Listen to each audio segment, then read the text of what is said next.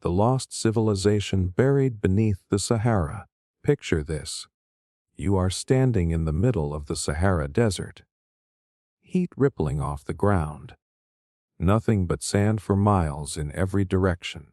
It feels lifeless, dead. But here is the part nobody talks about. This place that looks like it has never held a drop of water used to be green. Not just a little greener. We are talking full, blown rivers, grasslands, wildlife, even lakes the size of modern-day countries. The Sahara was alive, and where there is water, there is life. Where there is life, there are people. But not just scattered nomads, something bigger, something organized, something lost. This is not some wild theory pulled from thin air. We are talking satellite data, ground-penetrating radar, even ancient maps. In the early 2000s, NASA started using satellites to scan the Earth for climate research. Standard stuff. But when they looked at the Sahara, they found something strange. Beneath the surface, under all that sand, were patterns, lines, grids, shapes that stretched for miles. And these lines were straight, not natural. Nature does not draw perfect lines like that. These looked like the remains of roads, walls, maybe even entire cities. Something built by people, then buried, forgotten, and it gets deeper. In 2015, researchers uncovered what seemed to be entire ancient river systems flowing right under the desert. One of them was so massive, it might have been bigger than the Nile. Think about that for a second. A river that size does not just exist in a place that was always desert. That kind of river feeds entire civilizations. It brings food, trade, culture.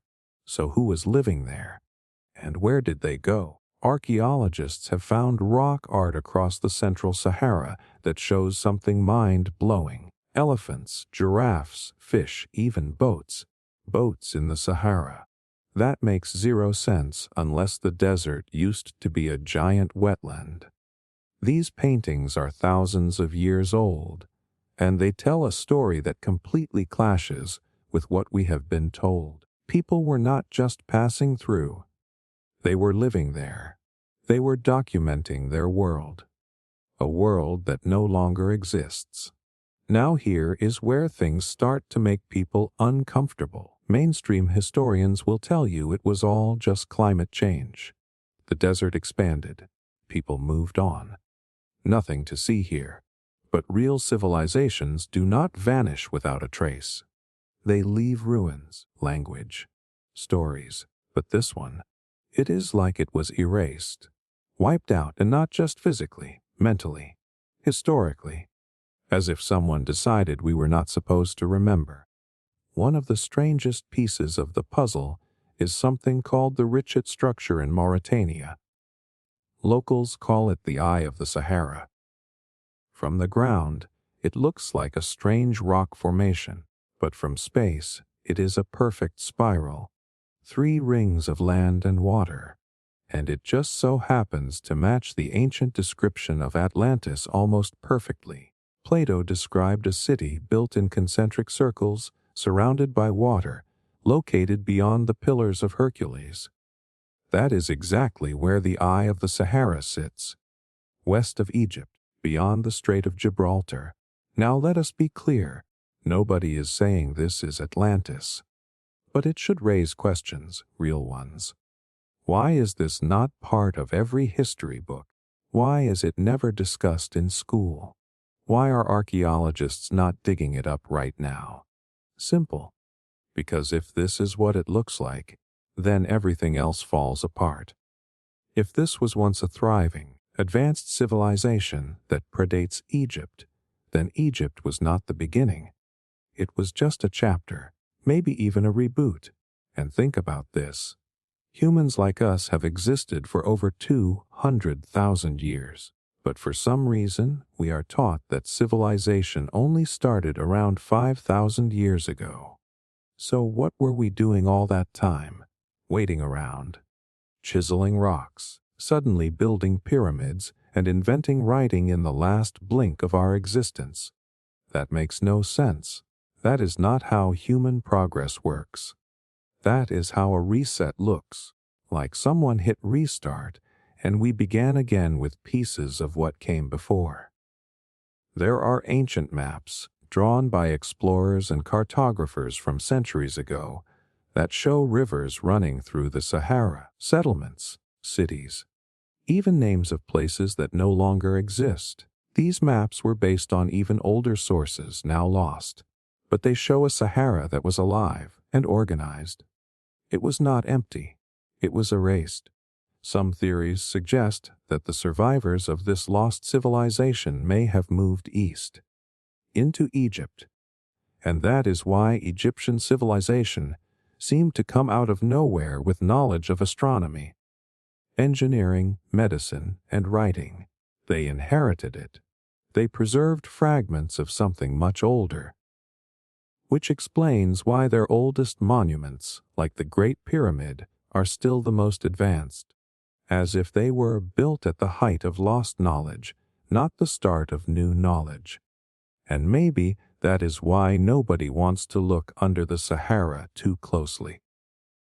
Because they know what they might find, evidence that history is not what we think, proof that we are not the first, that we have been here before, that something powerful, ancient, and intelligent existed long before the version of history we are allowed to learn. The Sahara is not empty. It is hiding. Beneath the sand, under layers of silence and time, is a forgotten story, one that could flip everything we believe about our past, and maybe even our future. All we have to do is start asking the questions they do not want us to ask, and start digging where they tell us not to look. Evidence that the Sphinx is over 10,000 years old. Let me ask you something. Why does everyone just accept that the Sphinx is around 4,500 years old? That is the official story, built by Pharaoh Khafre around 500 BC, case closed. But the moment you actually look at the thing, really study it, that story stops making sense. And once you start connecting the dots, you realize something huge. The Sphinx is way older than we have been told. We are not talking hundreds of years off. We are talking thousands, possibly more than 10,000 years old. Here is where things start getting interesting. When you look at the Sphinx, one of the first things that stands out is the erosion. And I do not mean light wear and tear. I mean deep, rounded ridges carved into the stone. The kind of erosion you get from heavy, consistent rainfall. But hold up. This is the middle of the Egyptian desert. The Giza Plateau has not seen that kind of rainfall in at least 7,000 years. Most experts say closer to 9 or even 10,000. That means the erosion we see on the Sphinx had to have started when the climate was completely different, way before Egypt was even a thing. This was not just a wild guess. A geologist named Robert Schoch took a scientific approach in the early 1990s. He was not an archaeologist or a historian. He was a geologist, and when he studied the weathering patterns on the Sphinx, he saw clear signs of water erosion. Not wind, not sand, water. He compared it to other weathered stone in different environments and said this kind of erosion only happens in a wet, rainy climate. The kind of climate Egypt has not had since the end of the last ice age. We are talking back to around 7,000 BC, maybe even earlier. So if the erosion came first, the carving had to be even older. This caused a complete meltdown in the academic world, because if he was right, then the entire timeline of human civilization gets pushed back by thousands of years. You would have to admit that an unknown group of people, long before the Egyptians, had the tools, knowledge, and ability to carve a massive stone monument with astronomical precision. And if that is true, then what else have we missed? Now take a look at the proportions. The body of the Sphinx is massive, but the head looks weirdly small, like it does not fit. That is because it does not. Many researchers believe the head we see today was carved later, probably reshaped into the image of a pharaoh, likely Khafre. But that suggests something even crazier. The Sphinx originally had a different head entirely. Maybe a lion, maybe something we do not recognize. Whatever it was, the current head is clearly a rework, and that makes the original structure even older. And here is a big, red flag. The Egyptians documented everything. Every tomb, every temple, every statue, covered in hieroglyphs, detailed records of who built what, when, and why. But when it comes to the Sphinx, nothing. No inscriptions. No record of how or why it was made. No name attached. Just silence. That is not how the ancient Egyptians operated. If they built the Sphinx, they would have bragged about it. The fact that they did not tells you something. They inherited it. They found it already standing and tried to make it their own. Now let us talk about the stars. The Sphinx faces directly east, toward the sunrise on the spring equinox. That alignment is not random. It is deliberate. But when you take it further and line it up with the stars, things get wild. The constellation Leo, the lion, rose directly in line with the Sphinx around 10,500 BC. Think about that. A lion-shaped monument, perfectly aligned with the rising of the Lion constellation over 12,000 years ago. That is not a coincidence. That is design. Someone knew the stars. Someone understood celestial movement, and someone locked that knowledge into stone. So here is the million-dollar question. Who built it?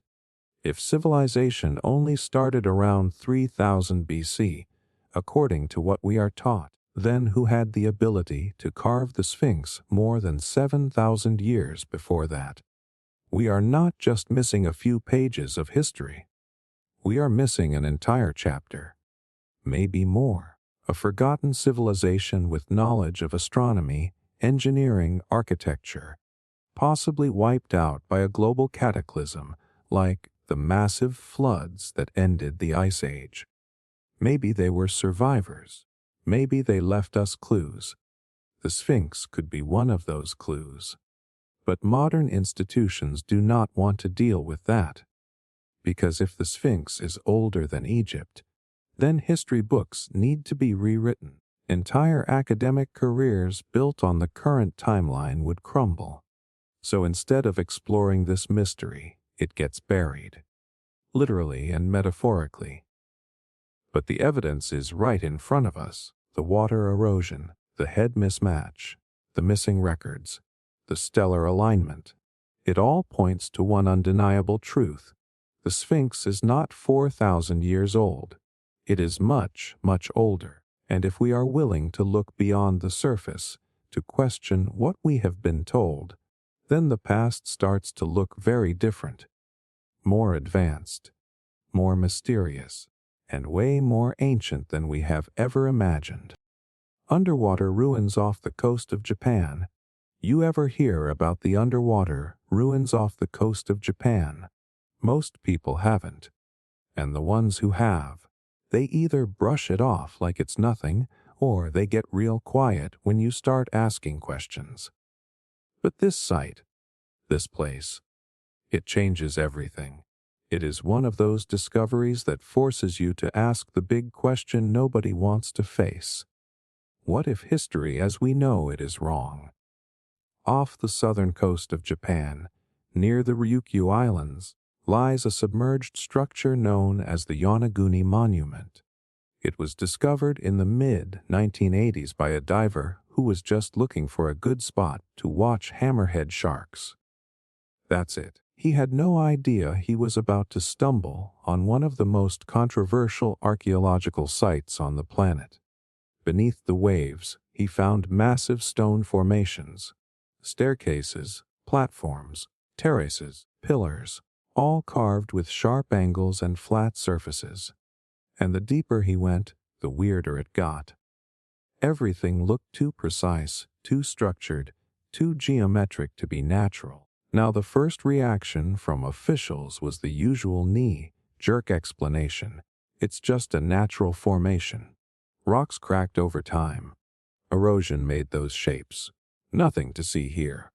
But let's be real. Nature doesn't make perfect right angles.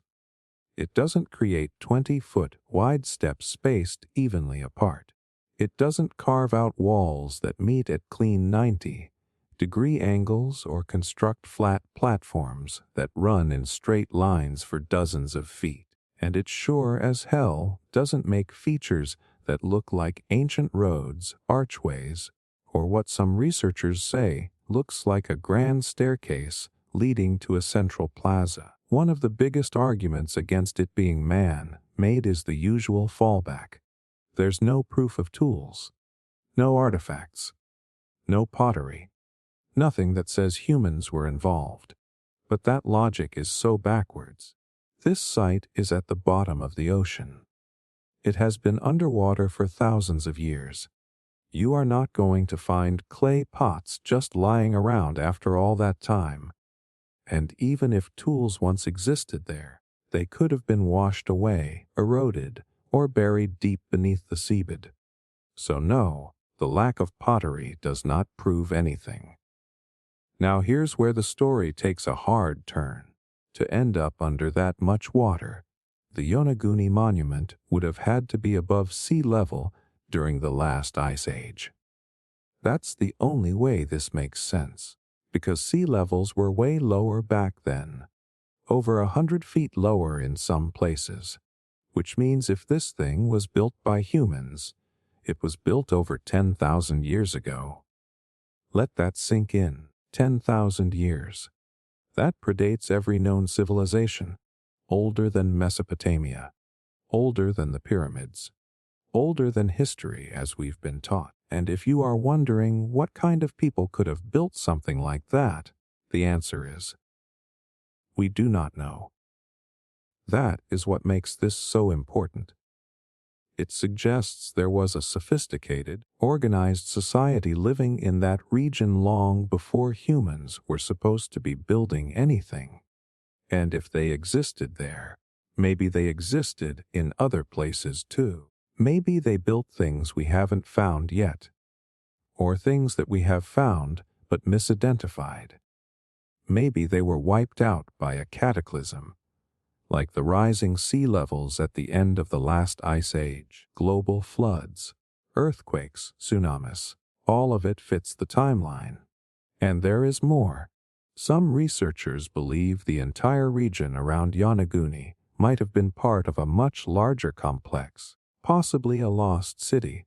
There are structures underwater that stretch across miles of coastline, connected by what look like roads and long, flat platforms. One area has been called the Loop Road. Another has been labeled the Twin Towers. These names are not scientific, but they describe features that are hard to dismiss. When you look at the sonar maps and the underwater footage, it starts to look less like a random pile of rocks and more like the ruins of a civilization that got swallowed by the ocean. And here's what really frustrates people who are trying to study it. The site has not been fully excavated, not even close. Most of what we know comes from divers and independent researchers, not major institutions, because mainstream archaeology still treats it like a fluke of nature. They won't touch it, because if it turns out to be real, if the Yonaguni Monument is man-made, then it blows the timeline wide open. You would have to admit that humans were building massive stone structures over 10,000 years ago. And that thought alone terrifies the gatekeepers of history, because it means the version of the past we have all been fed, the clean, simple, linear timeline, is a lie, or at the very least, incomplete by a long shot. It means we are a species with amnesia, that we have forgotten an entire chapter of our own story. And this monument sitting silent at the bottom of the sea, might be one of the few pieces of that chapter still visible today. So no, the Yonaguni Monument is not just a pile of oddly shaped rocks. It is a doorway into a past that does not fit the official narrative.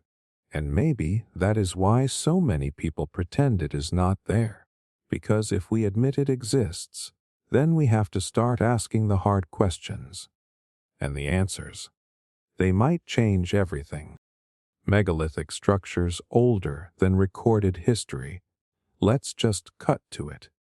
There are massive stone structures scattered across this planet that are older than anything we're supposed to have built.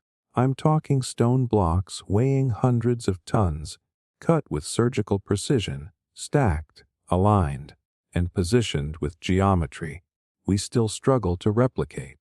And yet we're told these were made with copper tools and ropes by people who barely understood the wheel.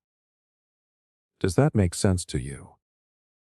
Because the more you look into it, the more it starts to feel like someone is hiding an earlier chapter of human history. One that doesn't just rewrite the timeline, it demolishes it. Look at Gobekli Tepe in modern-day Turkey. This place flipped archaeology upside down the moment it was uncovered. Massive stone pillars arranged in perfect circles, decorated with intricate animal carvings. These things are 15 feet tall, weighing up to 20 tons each. They were placed with purpose, with engineering, with knowledge. And here's the kicker. This site has been carbon, dated to nearly 12,000 years ago. That is 7,000 years before Stonehenge. It is older than writing, agriculture, even the invention of pottery. Let that sink in. Before humans were supposed to be building anything, they were building this. And Gobekli Tepe isn't a one-off. Right nearby, you've got Karahan Tepe, same style, same complexity, possibly even older. These places didn't pop up overnight. They had to come from somewhere. That means there was already a group of people with a deep understanding of construction, astronomy, symbolism. And that group existed before history even begins on paper, which means we are not looking at the first civilization. We are looking at what came before it. The prequel we are not allowed to read. Now jump across the world to South America. Sacsayhuaman, in Peru, massive polygonal walls made of stone blocks that fit together so tightly you can't even slide a piece of paper between them. No mortar, no concrete, just gravity and precision. Some of these stones weigh more than 200 tons. They are shaped like puzzle pieces, each with a unique fit, locked together in a way that's almost earthquake-proof. And the official story? Oh, the Inca did it. With what? No cranes, no steel, no wheel, no writing system to plan this. But sure, let's just believe they somehow pulled it off, and then forgot how to do it afterward. Then you've got Baalbek in Lebanon. The stone platform there is one of the largest in the world. 3 blocks in particular, known as the Trilithon, each weigh around 800 tons, not stacked, placed. Like someone was moving furniture. There is no modern crane on this planet that can move those stones horizontally with the same level of control. And yet, somehow, we are supposed to believe people thousands of years ago pulled this off with ropes and manpower. Are we seriously calling that history? Or is that just damage control? And the more you dig, the more it shows up. In India, you've got ancient temples cut straight out of rock faces with such precision, it looks like laser work. In Malta, you've got underground megalithic temples that line up with the solstices. In Japan, massive stone tombs and dolmens that are thousands of years old with no clear builder in sight. In Egypt, everyone talks about the pyramids, but the real mystery is the Assyrian at Abydos. Giant granite blocks, perfectly square, arranged beneath the modern temple like some kind of foundation from a forgotten time. It looks older than anything else around it, and it probably is. But here is where it all starts to come together. These structures aren't just big, they're aligned. Over and over again, they match up with constellations, cardinal directions, solar events. The odds of all of that being coincidence, basically zero. Someone knew how to track the stars. Someone knew the shape of the earth. Someone understood energy, sound, vibration, resonance, and they left behind monuments that reflect that knowledge. These weren't just tombs or temples, they were machines, calculators, maps, memory banks. Now here is what makes people uncomfortable. If these sites really are as old as they appear, and if they were built with a level of intelligence that rivals or even surpasses ours, then who built them? Not cavemen, not villagers, not beginners. These were survivors, or maybe remnants of something older, a lost civilization with skills we can barely understand, let alone duplicate. And the reason we don't talk about them is not because the evidence isn't there. It's because the evidence doesn't fit the story we've been told. Mainstream archaeology has spent over a century building a timeline that starts around 5,000 years ago and moves in a straight line to us. Anything that threatens that story gets ignored, mocked, or buried, sometimes literally. Sites that don't make sense get labeled ceremonial. Unexplained features are called decorative. And the question that should be at the center of everything, how, never gets asked out loud. But the truth is, these megalithic structures are not anomalies. They are warnings. They are signals from a time we forgot, a time we were told never existed. And the more we ignore them, the more we stay trapped in a version of history that feels safe but isn't true. We were not the first advanced civilization. We are just the most recent. And if we want to understand who we are and what we're capable of, we need to start listening to the stones, because they remember what we've been made to forget. Why mainstream archaeology ignores Gobekli Tepe. If you ever want to see mainstream archaeology get real quiet real fast, bring up Gobekli Tepe. Just say the name in the wrong room, and you will feel the tension hit like a wave. Why? Because this one site, sitting in the hills of southeastern Turkey, completely wrecks the official story of human history. We are talking about a place so old, so advanced, and so unexpected that it basically shatters the foundation of everything we thought we knew about the ancient world. And instead of diving into it, celebrating it, rewriting the textbooks, mainstream archaeology is doing the exact opposite. They are ignoring it, downplaying it, pretending it is not the most important discovery of our lifetime. Let me break this down. Gobekli Tepe was discovered in the mid-1990s by a man named Klaus Schmidt. Before him, people thought it was just a pile of broken rocks on a hill. Nothing special. But once digging started, that all changed.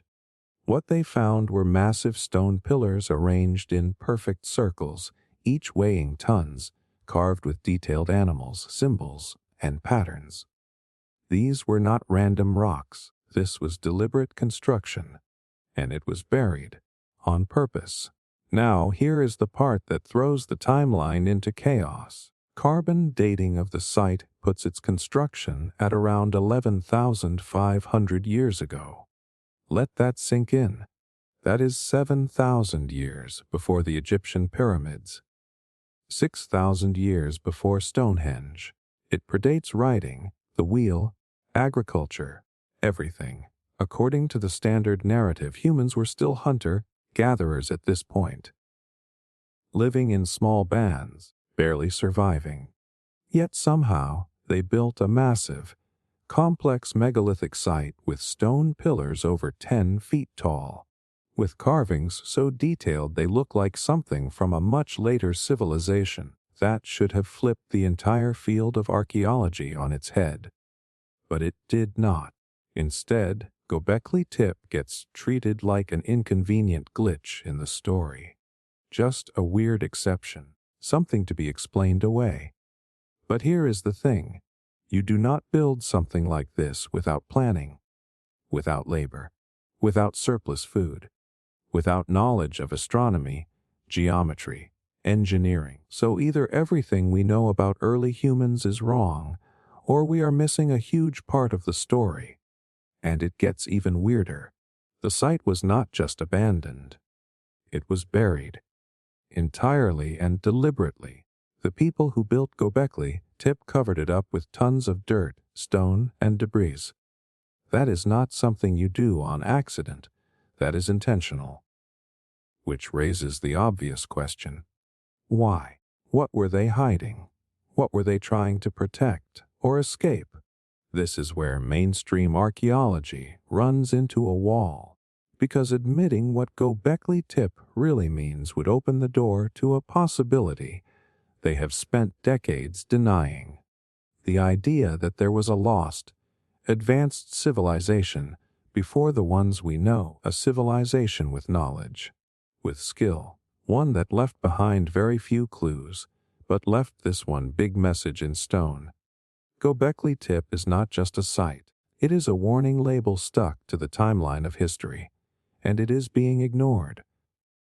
Why? Because entire careers, universities, grants, reputations, they are all tied to the idea that civilization started around 5,000 years ago in places like Sumer, Egypt, and China. That humans were basically cavemen until we suddenly decided to invent everything at once. If Gobekli Tepe is real, and it is, then all of that falls apart. It would mean we have been here before. It would mean we are not the first advanced humans to walk the earth. And that scares people more than they want to admit. There is also the ego problem. Let's be honest. Academia is not just about truth. It is about control, prestige, keeping your theories intact. So when something comes along that proves those theories wrong, most people do not welcome it. They bury it. They pretend it does not matter. And if that sounds a little too close to what happened with Gobekli Tepe, it is because that is exactly what is happening. Even now, only a fraction of the site has been excavated. Over 90% of it is still underground. Why is that? You would think that if this was the oldest known temple complex on Earth, we would be pouring every available resource into studying it. But we are not. It is almost like they are afraid of what else they might find. Because if more of it is unearthed, and it keeps pointing in the same direction, older, smarter, more mysterious, then eventually the excuses run out. Some researchers believe Gobekli Tepe is not even the first of its kind. Just the first we have found. That there are other sites even older, still hidden beneath sand and soil, maybe buried by time, maybe buried on purpose, and maybe Gobekli Tepe was never supposed to survive at all, but it did, and now it is daring us to pay attention. The truth is, mainstream archaeology ignores Gobekli Tepe not because it lacks evidence, but because it has too much. Too many implications. Too many cracks in the story. It is not a glitch, it is the missing piece. And if we are brave enough to really look at it, everything changes. The past is deeper than we thought. The timeline is wrong. The story we have been told, it is just one version, the real one. The full one is still waiting to be uncovered, beneath the dust, beneath the silence. Just like Gobekli Tepe, the city found under the ice in Antarctica. Antarctica. Just the word sounds like emptiness. Ice cold, isolation. A place so extreme that most people do not even think about it. just a frozen wasteland at the bottom of the planet. But here is what almost nobody realizes. Antarctica used to be different. Like, completely different. Not thousands of years ago. Millions. But that is not the part that freaks people out. What really blows this whole thing wide open is what might be underneath that ice. Because there is growing evidence that something is buried down there. Something massive. Something man-made. And nobody is talking about it. Let's start with something that is not controversial at all. We know Antarctica was not always frozen. That is a fact. Scientists agree that millions of years ago, it was a lush green continent. Forests, rivers, even animals roamed across what is now an icy graveyard. But here is where things start getting strange. In 1958, scientists drilling into the ice pulled up core samples that contained fossilized pollen from tropical plants. That should not even be possible in a place that has been frozen solid for what we are told is the last 30 million years. But there it was. Concrete proof that this place once had a warm, even subtropical climate. Now let us jump to something far more recent. Satellite scans over the last few decades have shown strange shapes beneath the Antarctic ice. Geometric forms, sharp angles, symmetrical patterns stretching across miles. These are not natural formations. Nature does not build with perfect 90-degree angles. These look like structures. Some researchers claim to have identified pyramid-like shapes, entire grids that resemble city layouts. And these anomalies are deep, buried under layers of ice, so thick you would never find them with the naked eye. You need advanced tech just to get a glimpse. And that brings us to Operation High Jump. Right after World War II, the United States launched a massive military expedition to Antarctica. Thousands of troops, aircraft carriers, destroyers, scientists, journalists.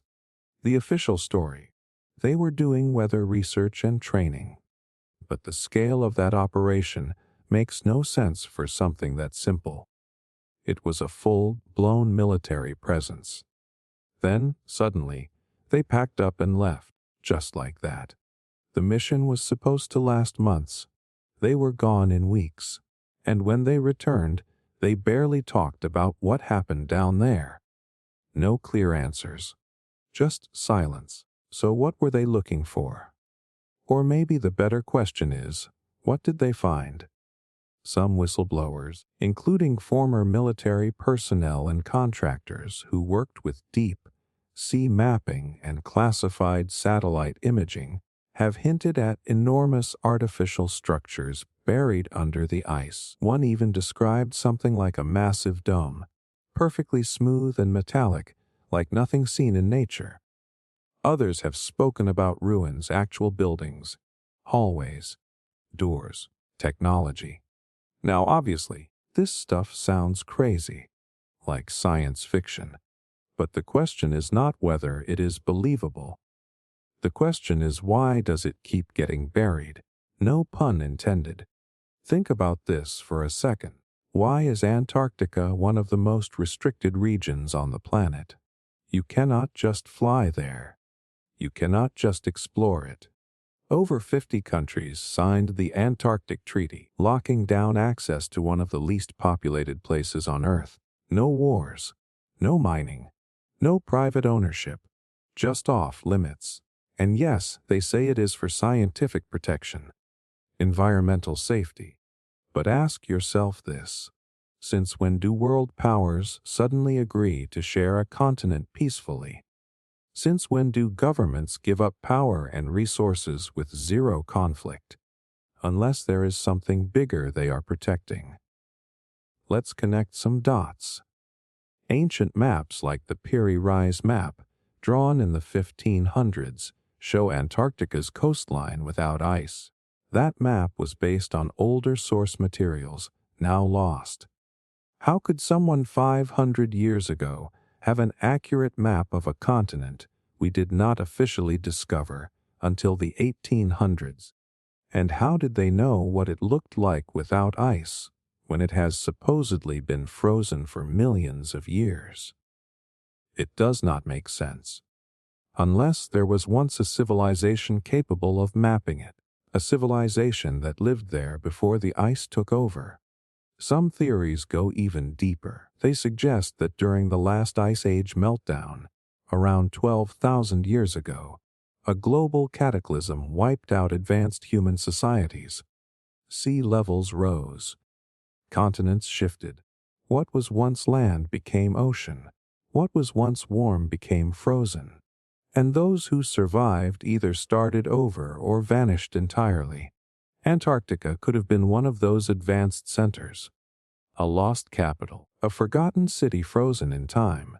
Now imagine what is under those miles of ice. Walls, temples, pyramids, archives. Maybe even technology that we cannot explain. Something left behind, preserved like a time capsule. And yet, we are not allowed to dig. Not allowed to question. Not allowed to explore. Why?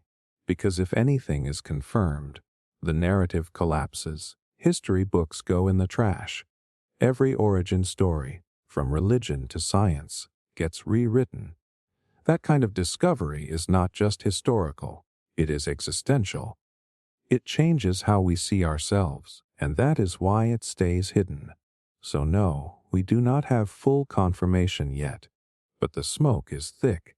The evidence keeps building. The silence from governments and institutions says more than words ever could. Something is down there. Something ancient. Something powerful. And eventually, the ice will melt. Maybe not today. Maybe not next year. But when it does, what comes out could be the biggest reveal in human history. A city under the ice. A story buried for 12,000 years. And a truth we were never meant to find. The missing history behind the Amazon jungle cities. When people think of the Amazon, they picture untouched nature. Just endless trees, rivers, wildlife, tribes. A place so wild it feels like a different planet. And for the longest time, we were told it had always been like that. Pure. Isolated. Never home to any kind of advanced civilization. But that is not just wrong. It is the opposite of the truth. Because buried under the vines and the roots and the silence, there are ruins, roads, canals, geometric cities, and the more researchers uncover, the more obvious it becomes. There was once an entire network of ancient cities thriving in the Amazon. And for some reason, that history got deleted. The reason we have ignored the Amazon's past for so long is simple. The jungle hides everything. Unlike stone pyramids in the desert, or temples carved into cliffs, Amazonian cities were built with earth and wood, materials that do not last thousands of years. So for a long time, archaeologists just assumed there was nothing there. They would land, poke around, find no stone ruins, and fly home. But the real story was still there, just buried under centuries of trees and soil. In the last 20 years, everything changed. A technology called LIDAR, laser scanning from the air, finally let researchers see beneath the jungle canopy. And what they found shocked everyone. Massive city layouts, grids, roads connecting different settlements, causeways, irrigation systems, huge plazas. Some of the cities were larger than anything in Europe at the time. This was not a few scattered tribes. This was organized, intelligent society, entire civilizations. And most people still have no idea. In 2022, scientists released scans from the Bolivian Amazon showing over 20 interconnected settlements in one region alone. These cities had pyramids, elevated causeways connecting towns, defensive structures, even water management systems to handle seasonal flooding. And they were built in such a way that they adapted to the environment instead of fighting it. That is not primitive. That is smart. That is sustainable engineering on a level we are just now starting to appreciate. But it gets crazier. Early European explorers who came to South America in the 1500s actually described these cities. They wrote about seeing roads, towns, organized agriculture, and massive populations. But when later explorers went back, all they found was jungle. So those early reports were dismissed as fantasy. Turns out they were telling the truth. What happened in the meantime? Disease. The arrival of Europeans triggered pandemics that wiped out 90% of the indigenous population. Without people to maintain the land, the jungle took everything back. In just a few generations, cities were swallowed whole, and here is where it starts to get suspicious. Because for centuries, mainstream history told us that the Amazon could not support large populations. The soil was too poor, the environment too hostile. But guess what? That is not true either. The people of the Amazon figured out how to fix the soil. They created something called terra preta, dark earth. Rich, fertile, engineered soil that still holds nutrients hundreds of years later. Scientists still do not fully understand how they made it. But it worked. It turned the jungle into farmland. It allowed millions of people to live there successfully. And we are only just starting to figure that out now. So why was this history ignored? Why is it not in textbooks? It is not just about the jungle being hard to study. It is about what this discovery means. If the Amazon was once home to massive civilizations, then everything we thought we knew about the timeline of human development in the Americas is off. Way off. It means advanced cultures existed here before the Incas, before the Aztecs, before anything we currently acknowledge. And it raises big questions. Where did the knowledge come from? How long were these societies here before Europeans arrived? Why were they so quickly forgotten? And why, even now, do institutions hesitate to update the narrative? Because admitting the Amazon held cities the size of medieval London or Paris shatters a lot of assumptions. It challenges the idea that progress only came from Europe. It forces us to recognize that sophisticated urban planning, agriculture, and ecological wisdom existed in places we have dismissed as primitive, places we still do not fully understand. There are also ancient symbols carved into the landscape, geoglyphs, massive shapes, patterns, and structures only visible from above. Hundreds of them, maybe more. These were not random, they were planned, designed, possibly spiritual, possibly astronomical. The people who lived in the Amazon were not just surviving, they were creating culture, art, science, and somehow the memory of all that got erased. The deeper you go, the more it becomes clear. The jungle is not hiding nature. It is hiding memory, living memory of a civilization that worked with the earth instead of against it. That built cities without destroying ecosystems. That understood something we have forgotten. This was not an empty land waiting to be discovered. It was already discovered. It was thriving. And when the people disappeared, the jungle simply covered up the evidence. Until now, and that is the real story. The Amazon is not just a wilderness. It is a graveyard of knowledge. A place where history still breathes under every root and leaf. And we are only just beginning to listen. Ruins discovered under the ocean near Cuba. In 2001, something happened off the western coast of Cuba that barely made a ripple in the mainstream news. A Canadian exploration company was scanning the ocean floor for shipwrecks. Pretty routine stuff. But then, their sonar started picking up something strange. Deep below the surface, at a depth of about 2,000 feet, they found what looked like ruins. We are talking symmetrical structures, geometric shapes, massive stone formations that looked anything but natural.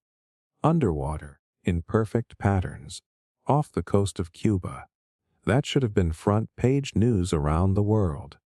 But instead, silence. And here is where things get weird. The team was led by a marine engineer named Paulina Zalitsky. She was not some random treasure hunter. She had worked for both the Cuban and Soviet governments. She was experienced, respected, and not prone to making wild claims. What she and her team found appeared to be an ancient city, or what was left of one, sitting on the ocean floor. Structures that looked like roads, pyramids, and even platforms. Not just rocks scattered randomly, but entire layouts, as if this place had been built and then swallowed by the sea. Now here is the kicker. If those ruins are really man-made, then we have a problem. Because according to what we know, no human civilization ever existed in that area capable of building something like that, especially not before the last ice age. And that is exactly when those ruins would have to be from. Based on the depth and the topography, the ocean would have only covered that region after the last glacial melt. That puts it back at around 10,000 to 12,000 years ago, long before the pyramids, long before Mesopotamia, long before history officially begins. So either the ruins are not man-made, just some strange trick of nature, or we are staring at the remains of a civilization that lived and built massive stone structures before the ocean rose and swallowed their world. Think about what that means. If true, it flips the entire timeline of human history upside down. It means that there were people thousands of years before Egypt who were building advanced cities, and we know absolutely nothing about them. The footage they captured is grainy, but the shapes are unmistakable. Rectangular blocks, steps, circular patterns, and they are aligned in ways that scream intentional design. They sent down a submersible robot to take a closer look, but the currents were too strong to get clear images. So, of course, the skeptics jumped in and said, "Must be natural." But that is not science. That is damage control. Even the Cuban government got involved for a while. There was talk of a joint exploration effort with National Geographic. But then, nothing. Everything went quiet. The data vanished. The follow-ups were canceled. It was like someone hit the brakes hard. And when journalists tried to get updates, they ran into brick walls. Now you have to ask yourself, why? Why would something so groundbreaking be swept under the rug? Why would a potential lost city beneath the sea not be worth further study? Unless the implications were just too inconvenient. Because if this site really is man-made, then history books need to be rewritten from cover to cover. It means we are not the first advanced civilization. We are the latest. And that idea is terrifying for the people who control the narrative. Because once you accept one ancient civilization that is older than history allows, you have to start asking what else is out there. And that is a door they do not want to open. But here is something to consider.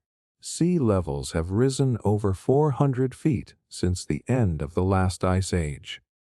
That is not a theory. That is a geological fact, which means massive parts of the planet's ancient coastlines are now underwater. And where do civilizations usually live? On coasts, near rivers, along the edge of the sea. So it only makes sense that if older civilizations existed, a lot of their ruins would be underwater. We just have not been looking. Or maybe we have, and we are being told not to. Underwater archaeologist Graham Hancock has talked about this for years. Not specifically the Cuban site, but the idea that we are missing a huge part of our past because it is under the ocean. Places like the sunken structures near Yonaguni in Japan, the temples off the coast of India, and this site near Cuba fits the same pattern. All of them are at depths that only make sense if they were built before the massive floods at the end of the Ice Age. That changes everything. It means human civilization is not 5,000 years old. It might be 10, 12, maybe even 15,000 years old. And that means we have forgotten entire chapters of our own story. Maybe even on purpose. What if the rise of modern civilization is not our beginning, but our return? What if the story of Atlantis, the legend of an ancient, advanced world wiped out by a flood, is not just myth, but memory, a warning passed down in symbols and stories until it became legend? And what if the ruins off the coast of Cuba are one of the few pieces of physical proof left behind? We always think we are at the top of the timeline, that nothing came before us. But if you look at the evidence, not just the ruins off Cuba, but across the world, you start to see the cracks, the missing pieces. And it makes you wonder, how much of our history is still sitting at the bottom of the ocean? And more importantly, how much of it are we not supposed to find? The unexplained technology behind Puma Punku, a high in the Bolivian Andes at over 12,000 feet above sea level, sits one of the most mysterious places on Earth. A site so precise, so advanced, so out of place in the official timeline of human history that most people have never even heard of it. It is called Puma Punku, and once you see what is there, once you understand the scale of it, and how impossible it should be, you start to realize that someone in our past knew something we do not. This is not a case of primitive people stacking rocks. This is lost technology, real, measurable, physical evidence that someone before us had the ability to do things we still cannot explain. When you look at Puma Punku, it does not feel ancient. It feels like a construction site frozen in time. Huge blocks of stone, weighing up to 130 tons each, cut and shaped with laser, like precision. I am talking about granite and diorite, two of the hardest types of stone on the planet. The only way to cut those materials today is with diamond-tipped tools. So how did an ancient culture, supposedly without metal tools, without the wheel, without written language, manage to shape these massive stones like they were foam? Now think about this. Some of the stones at Puma Punku are not just cut clean, they are cut with machine-level symmetry. Perfect 90-degree angles, smooth drill holes, interlocking shapes that fit together like puzzle pieces.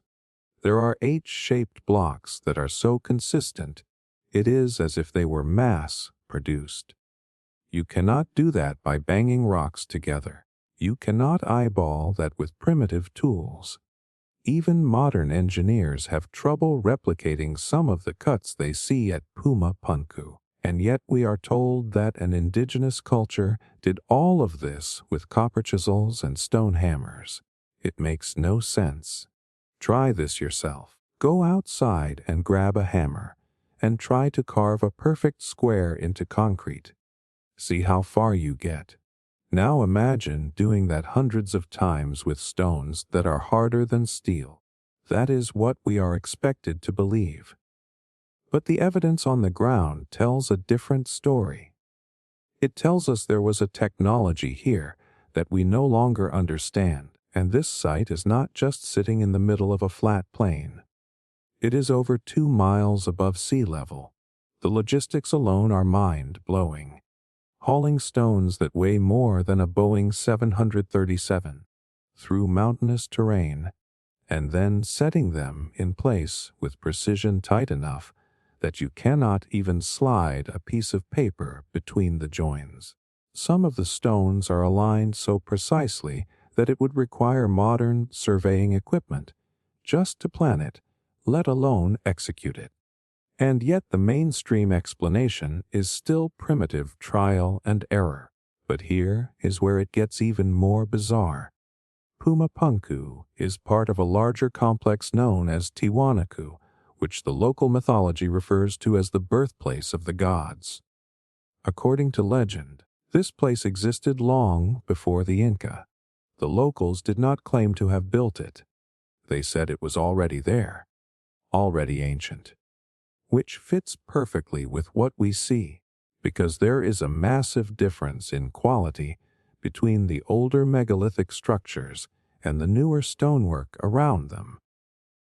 You can literally see the downgrade, like a master builder left the project and an apprentice tried to copy it and failed. Mainstream archaeology dates Puma Punku to around 1500 years ago, but that does not line up with the construction techniques. The older stones are heavily eroded, suggesting they are much, much older, and there is no sign of the kind of tools that would be required to cut diorite or andesite with that level of accuracy. None. If the technology was there, it vanished. Just like the people who used it. So now we have to ask the uncomfortable question. Where did it come from? Was it a forgotten human civilization that reached a level of technology we still do not fully understand? Or was it something else, something we are not ready to admit? People love to scoff at the idea of ancient, advanced technology, but when you are staring at massive blocks of stone cut with surgical precision, that question is not so easy to laugh off. Because if they could do that with tools made of stone, why do we not see it replicated elsewhere?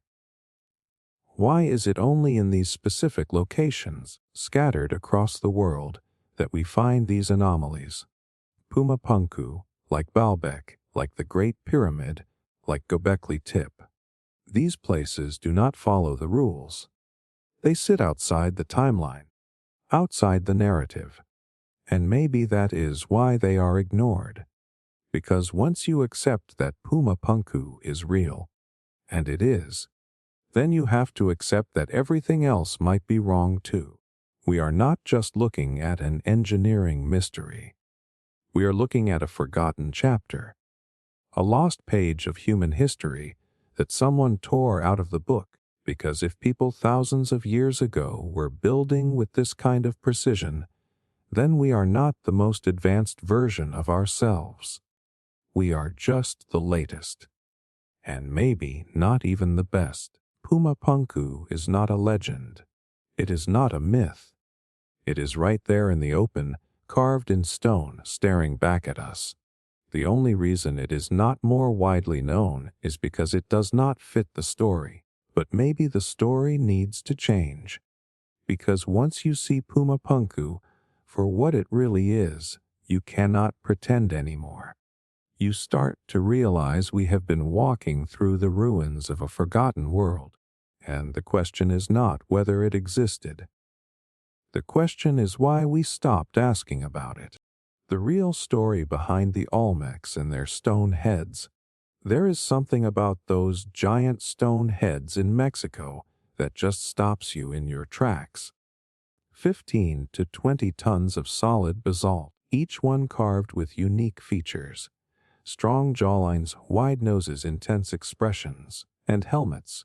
Always helmets.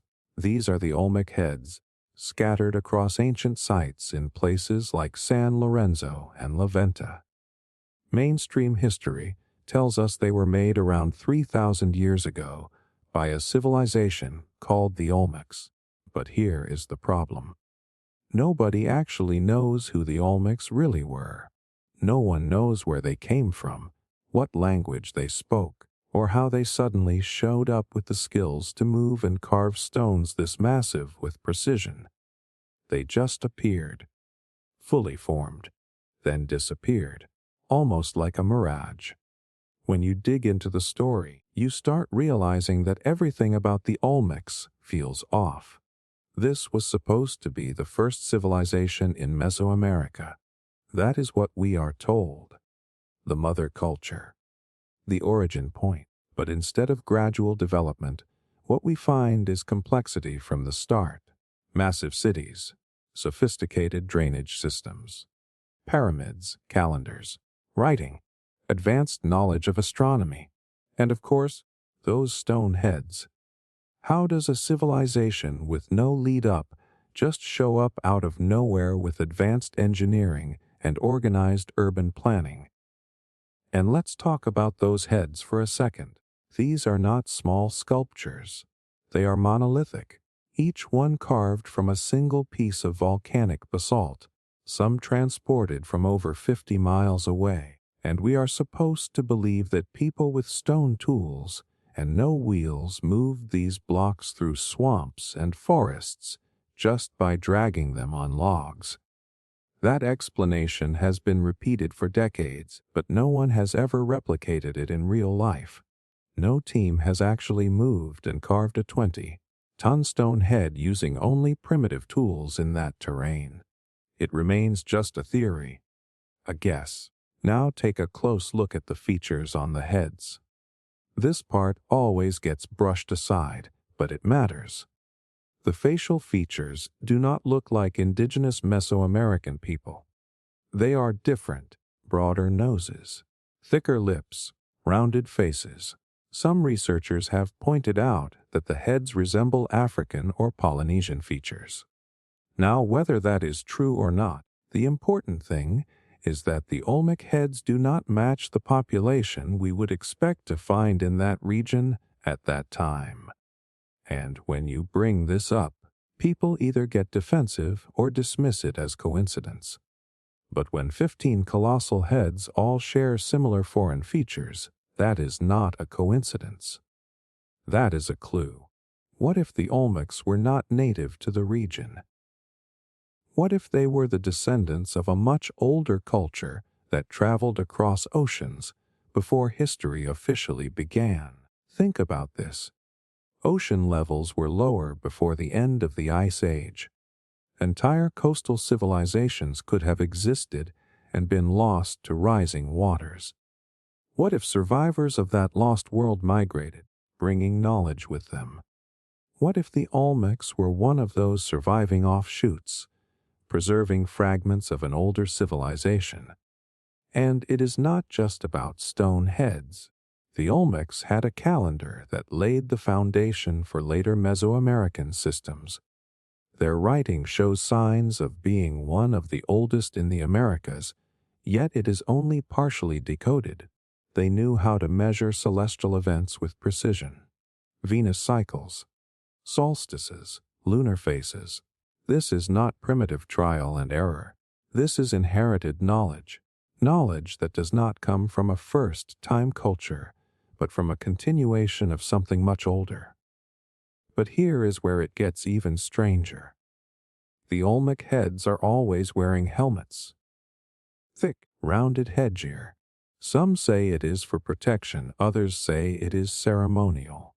But they look oddly similar to modern sports helmets. And in a few rare carvings, there are figures that look like they are holding strange tools or even breathing apparatus. Now, I am not saying these are astronauts or anything wild like that, but I am saying this is not normal for a culture that is supposed to be just getting started. There is something out of place here, and no one seems to want to look at it closely. And what about the way the civilization just vanished? One day the Olmecs are carving 30-ton heads and building complex cities. Then, over time, they just fade out. No war, no collapse, just disappearance.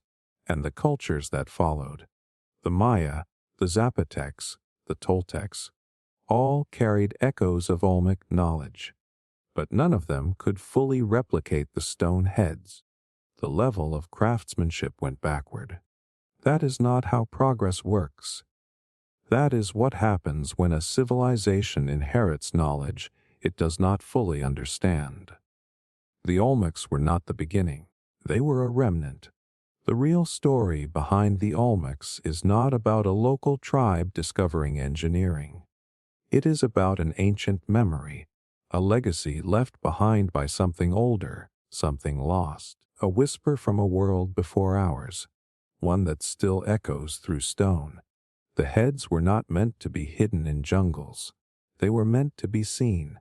They were markers, warnings maybe, or reminders of who came before, of what was possible, and of how much we have forgotten. The ancient city of Dwarka submerged in the sea. Sometimes the past does not stay buried. Sometimes it sinks. Off the coast of Gujarat, in western India, lies something that should not exist. Beneath the Arabian Sea, at depths of up to 120 feet, lies what many believe to be the remains of an ancient city. Not a small settlement, a full-blown city, with roads, walls, buildings, and evidence of a civilization that predates everything we have been taught about Indian history. This is the sunken city of Dwarka, and if what has been found there is real, then history as we know it is off by thousands of years. The story of Dwarka comes from ancient Indian texts, epics like the Mahabharata. They describe a beautiful, wealthy city built by the god Krishna, a city of towering palaces, golden streets, and advanced engineering. But then, according to the legend, the city was swallowed by the sea. For centuries, people wrote it off as myth, just a story, like Atlantis. But in the year 2001, everything changed. That year, India's National Institute of Ocean Technology was conducting sonar scans in the Gulf of Cambay. What they found stunned them. At the bottom of the sea were long, straight structures, grids, rectangular formations, not random at all. Man-made. Roads foundations. Massive stone blocks aligned in patterns too precise to be natural, and all of it at a depth that would have been dry land at least 9,000 years ago. Let that sink in. 9,000 years ago. That is 4,000 years older than the pyramids. 5,000 years older than the Indus Valley civilization, which most textbooks claim was the earliest civilization in the region. If these underwater ruins really are from an ancient city, then they completely rewrite the timeline. They push back Indian history by thousands of years and suggest that humans were building organized urban centers long before we thought they even knew how to farm. And it does not stop there. Divers found artifacts, pottery shards, tools, even fossilized human remains. All carbon, dated to around 9,000 years old.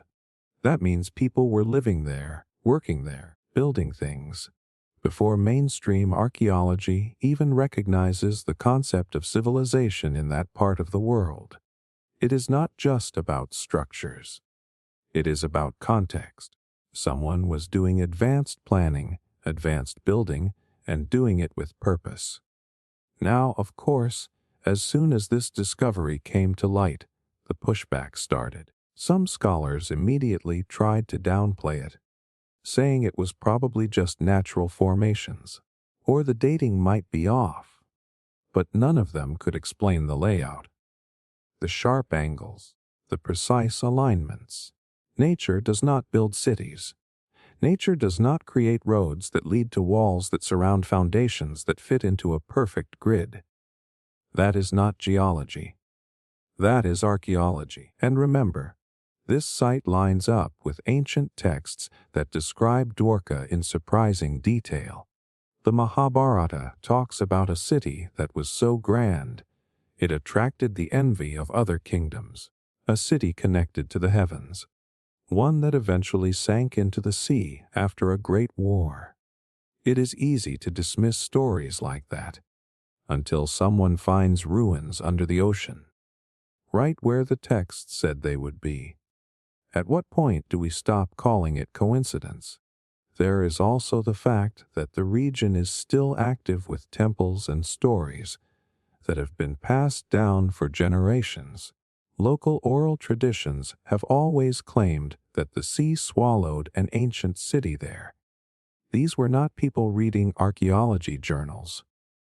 These were fishermen, villagers, priests, all repeating the same thing century after century. That Dwarka was real, and that it was lost to the ocean. They never stopped believing it, we just stopped listening. The modern city of Dwarka, which sits near the site, is still considered a sacred place. Pilgrims travel there from all over India. But underneath that coastline, the real story may be hidden. Not just religious, but historical. Not just myth, but memory. Because what lies under the sea is not just stone and sand. It is a piece of human history we were never supposed to find. Think about what this means. If Dwarka is truly 9,000 years old, that puts it on the map with other mysterious ancient sites like Gobekli Tepe, the Sphinx, and the ruins off the coast of Cuba. Places that do not fit the timeline. Places that suggest a global pattern. Civilizations rising, falling, and being forgotten, over and over again. We are not looking at isolated myths. We are looking at puzzle pieces from a story we barely understand. But here is the real question. Why does this story not get more attention? Why is it not in every textbook? Why is the discovery of a possible 9,000-year-old city underwater treated like a footnote? It is because the implications are too big. If you accept Dwarka, then you have to accept the possibility that other so-called myths might also be true. You have to accept that the ancient world was more advanced than we are comfortable admitting, and maybe that our version of history is not the first, just the most recent. Dwarka is not just about lost bricks under the sea. It is about our collective memory, the idea that ancient people were more connected, more intelligent, and more capable than we have ever given them credit for. The idea that the sea, which hides so much, might still be guarding the truth, a truth that is waiting to rise again, not just in books, but in our minds. Secrets of the underground city of Derinkuyu. Beneath the dusty plains of Cappadocia, in central Turkey, there is something hiding underground that makes absolutely no sense. A vast, multi-level city carved straight into the rock, tunnels stretching for miles, entire floors buried dozens of stories deep, kitchens, churches, living quarters, even ventilation systems that still work today. This is Derinkuyu, and it is not just an underground shelter. It is a full-blown city, large enough to house more than 20,000 people, along with their animals, food, and water supplies. The craziest part, no one knows who built it, or how, or why. Let that sink in. 20,000 people underground in a city carved out of volcanic rock long before modern machinery. The first thing people always ask is, how old is it? Mainstream archaeology estimates parts of Derinkuyu go back about 3,000 years. Maybe it was built by the Phrygians. Maybe the early Christians used it to hide. But that is just the surface story. Literally. Because when you look at the engineering behind Derinkuyu, it feels way older than that, and way more advanced than anyone wants to admit. This place goes at least 18 stories deep. That is not a cave. That is a skyscraper flipped upside down and buried beneath your feet, and everything is carved by hand. No metal support beams, no concrete, just raw rock shaped into rooms and hallways and spiral staircases. And here is where it gets wild. The structure is stable. Still, after all this time, the air still flows through the same ventilation shafts. The tunnels still connect to neighboring cities underground through miles of hidden passageways. Whoever built Derinkuyu knew exactly what they were doing. The deeper you go, the more advanced it gets. There are wells carved straight down into underground aquifers. There are massive rolling stone doors, some weighing hundreds of pounds, placed in just the right spots to seal off sections of the city in case of attack. And the doors only open from the inside. These were not random cavemen hiding in a hole. These were planners, engineers, builders, and yet somehow their names are gone, their story erased. Mainstream scholars want you to believe this was just a defensive hideout, a backup shelter, but that theory falls apart fast. You do not build 18 levels of rock tunnels just to wait out a raid. You do not dig down more than 200 feet just to escape the weather. You do not house 20,000 people unless you are preparing for something much bigger, something long-term, maybe even something apocalyptic.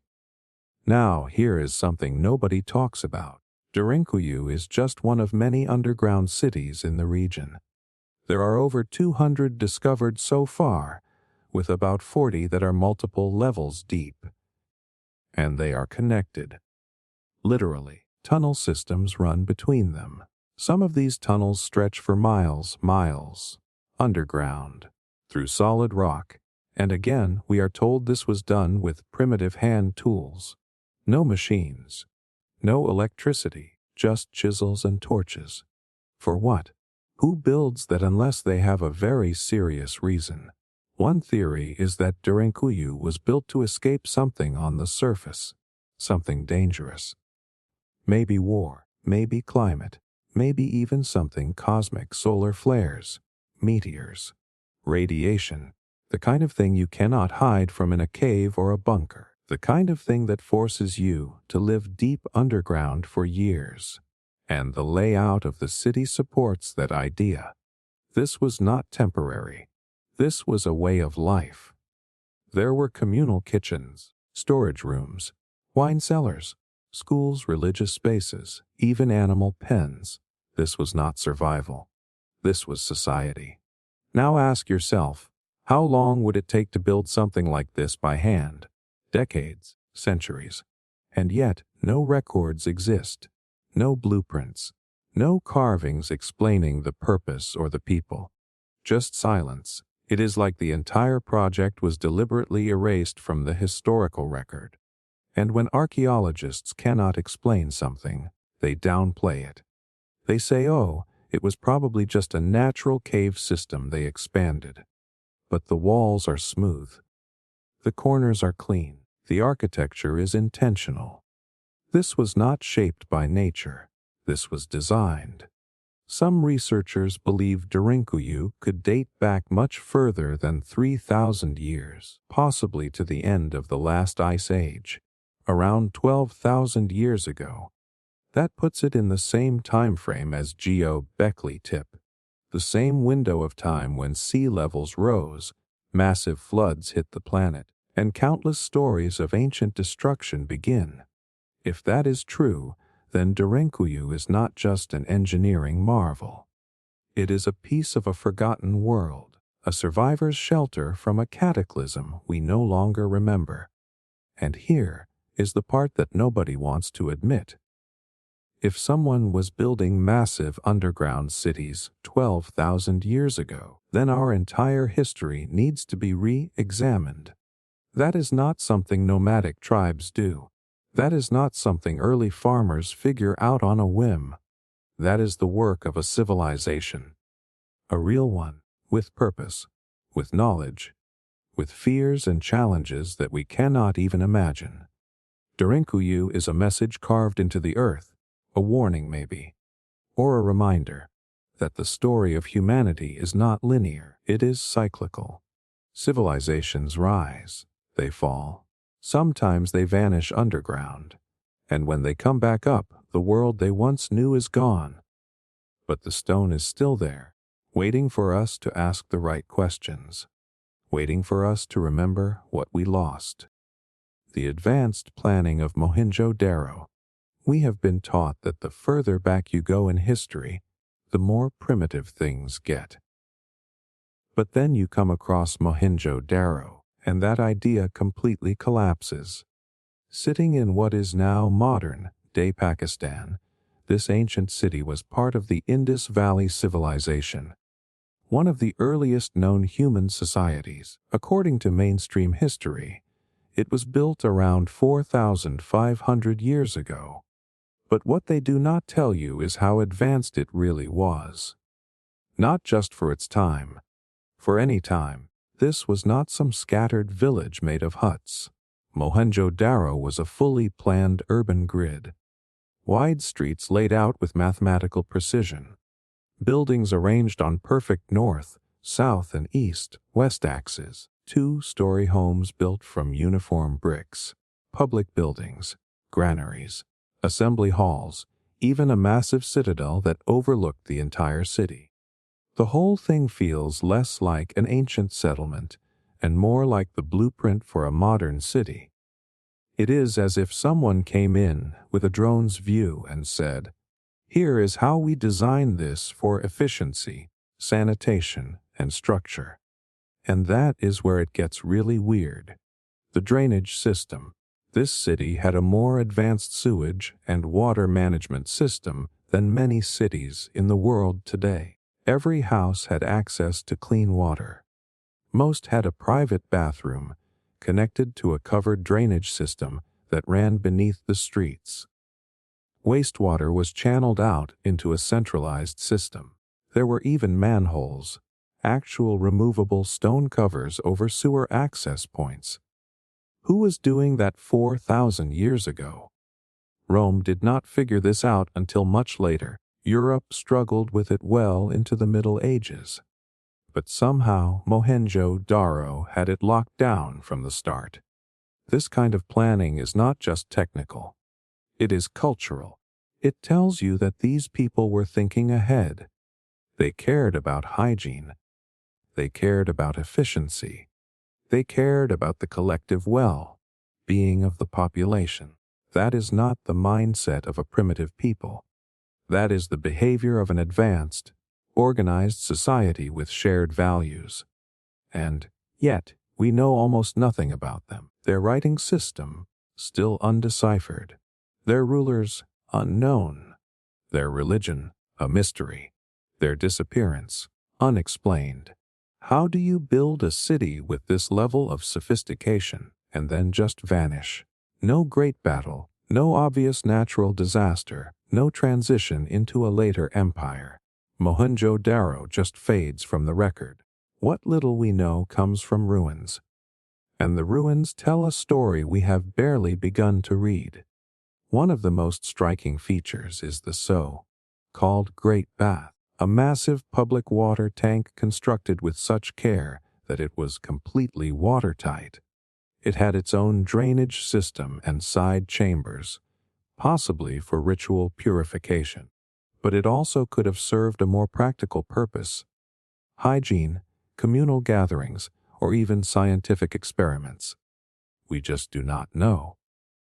What we do know is that it was engineered with intention, and that is what keeps coming up over and over again: intention. This was not a city that grew chaotically over time. It was laid out in one go, planned before the first brick was placed. That means whoever was behind it had a clear vision. They knew how to organize labor. They understood materials, geometry, hydraulics. That is not something you invent overnight. That is knowledge passed down, refined, preserved. So where did that knowledge come from? And where did it go? Because after Mohenjo-Daro collapsed, nothing quite like it appeared again in that region. Later cities were messier, less structured, more improvised. It is like civilization went backwards. That is not how progress is supposed to work. Unless what we are seeing is not the beginning of a culture, but the end of a much older one. A final echo. A society that inherited something greater and eventually lost it. And then there is the silence around it. Mohenjo-Daro should be in every classroom, every textbook, but it barely gets mentioned. Why? Because it challenges the narrative. It suggests that a supposedly primitive people had knowledge and systems that even modern societies struggle with. It raises uncomfortable questions about what we have forgotten. or ignored. And there is one more thing that people rarely talk about. The bricks, they were uniform. Same size, same ratio, over and over again. That kind of standardization takes planning and mass production. Factories, molds, coordination. Who was organizing this? Who was keeping the measurements consistent across an entire city? And why was the same exact brick ratio used across different cities in the Indus Valley, separated by hundreds of miles? That is not just impressive. That is systemic. Now here is the kicker. There are signs that Mohenjo-Daro may have ended in some kind of sudden, catastrophic event. Some remains were found lying flat in the streets, as if death came without warning. There were no signs of struggle, no signs of disease, just life frozen, and then nothing. Some researchers have even suggested evidence of extreme heat, vitrified bricks, high radiation levels, as if something beyond normal warfare occurred. That theory is controversial, but it shows how strange the whole story really is. In the end, Mohenjo-Daro is not just an ancient city. It is a riddle, a glimpse into a civilization that understood things we do not, a mirror that reflects what is possible when people build with foresight, intelligence, and purpose. And maybe, just maybe, a reminder that we are not the first to figure things out, just the latest to forget. The truth about the Black Pyramid of China. There is a place in China that hardly anyone talks about, hidden in plain sight, surrounded by farms, trees, and silence. It is not marked on most maps. Tourists cannot visit it. And yet, there it is. A massive ancient pyramid, not made of limestone like the ones in Egypt, but built from dark earth and stone. Locals call it the Black Pyramid, and the strangest part is, no one seems to want you to know it exists. The story starts decades ago. In the early 1940s, American pilots flying over central China during World War II reported seeing something strange from the sky. Huge pyramids, some towering over 300 feet high. That is taller than the Great Pyramid of Giza. But when these pilots returned and shared what they saw, the world barely blinked. The reports were brushed off. The photographs were buried. And the pyramids, not officially acknowledged by Chinese authorities for years. But they are real. Satellite images confirm it. A whole cluster of pyramidal structures scattered across the Shaanxi province, near the city of Xi'an. Some are small burial mounds. Others are massive, aligned with the cardinal directions, placed according to astronomical patterns, and built with shocking precision. And at the center of it all stands the Black Pyramid, a giant structure covered in vegetation, blending into the landscape like a forgotten mountain. Except it is not natural, not even close. This pyramid is part of what is now called the Maling Mausoleum Complex. Officially, it is the tomb of an ancient Han emperor. That is the official line. But if you look closer, the story starts to fall apart. First, the scale. The Black Pyramid is enormous. It is not just big for its time. It is big by any standard, and it is built in a way that suggests deep knowledge of engineering, geometry, and possibly even something more, something astronomical. Several researchers have pointed out that its orientation is not random. Like the pyramids at Giza and Teotihuacan, this one is aligned to true north. Not magnetic north. True north.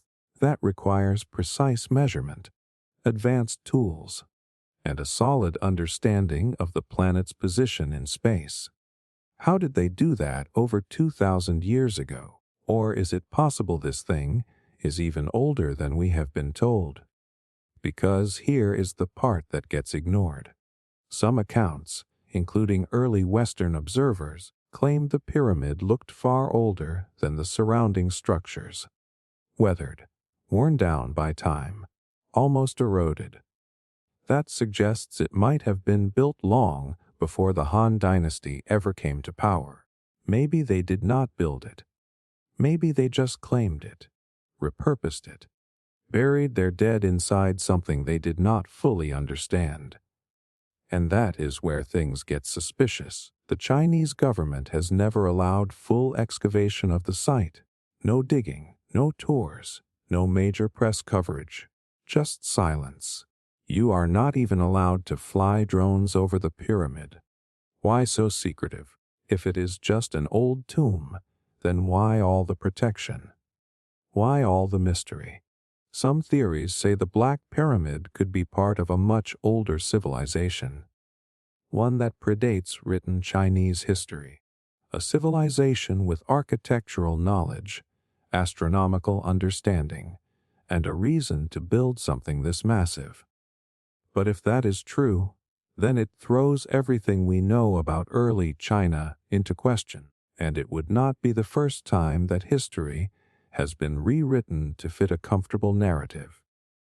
Think about this.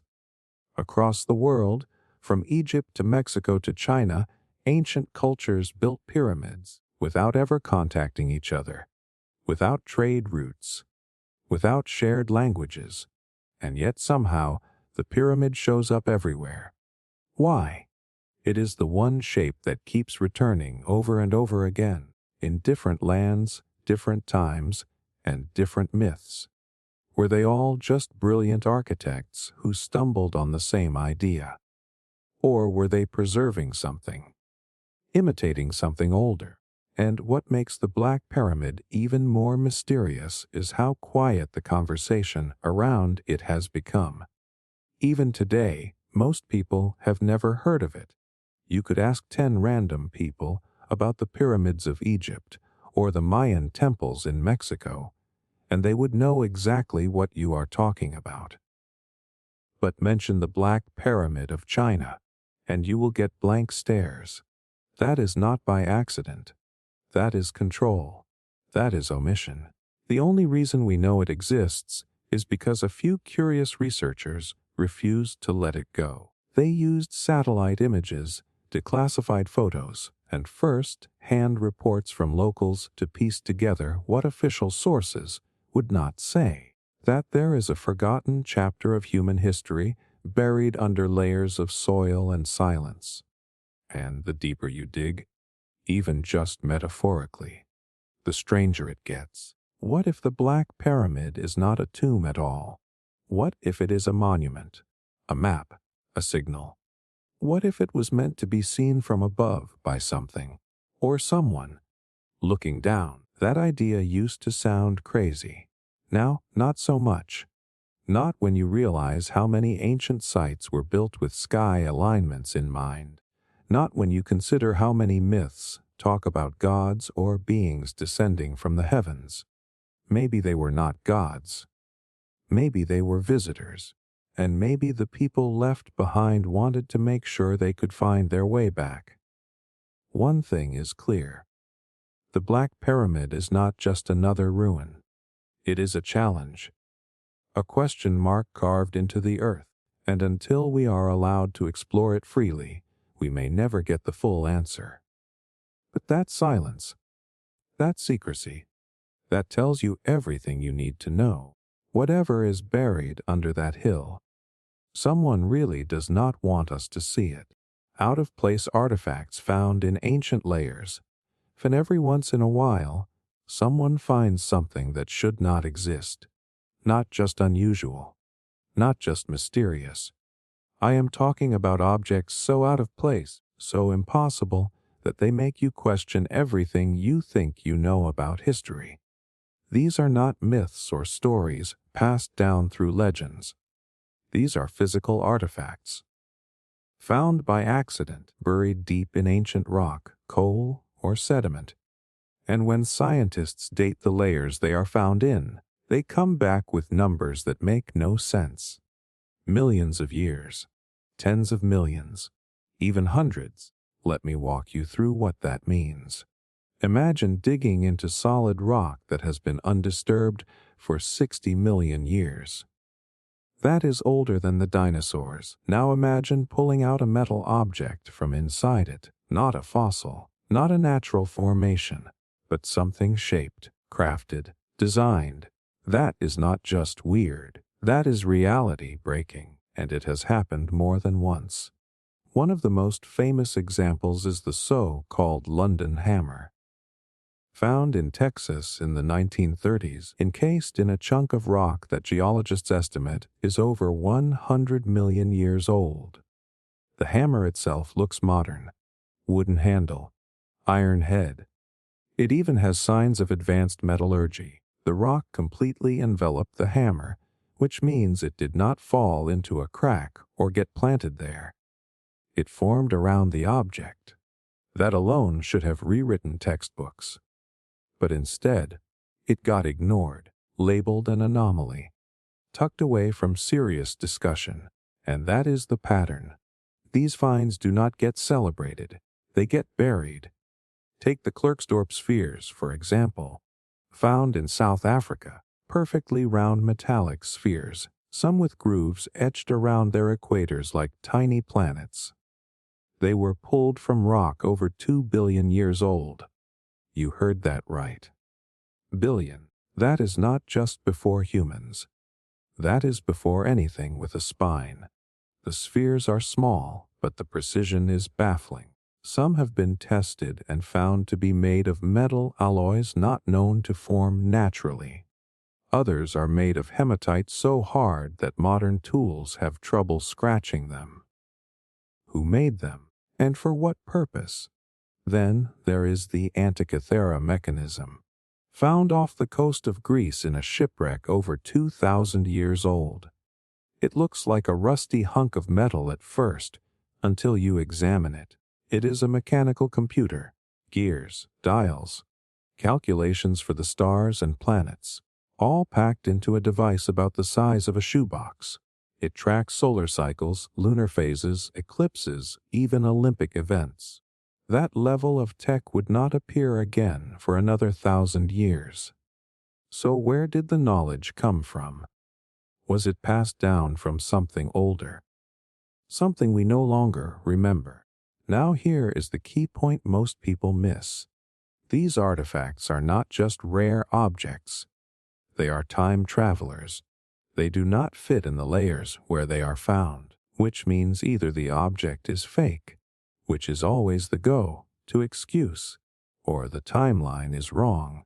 And if the timeline is wrong, then the entire story of human development collapses like a house of cards.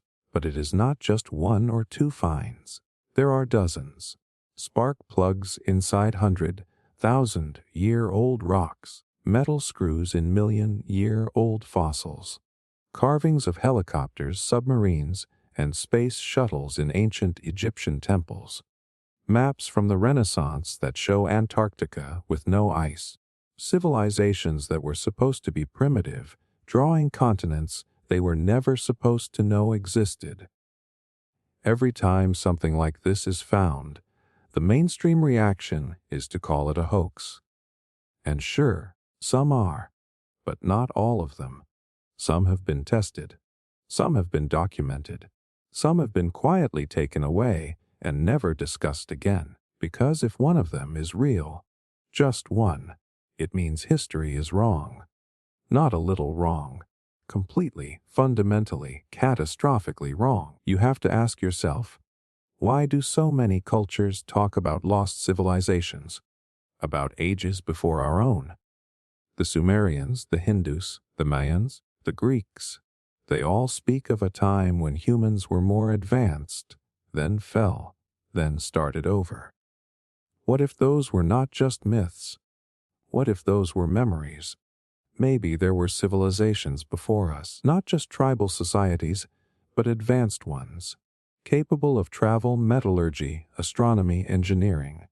Maybe they were wiped out by disasters, floods, solar storms, or even their own creations. And maybe, in rare moments, we find the remnants. A spark plug, a gear, a statue buried in a layer it has no business being in. The scary part is how hard people work to explain these things away. Not investigate, not question, just dismiss.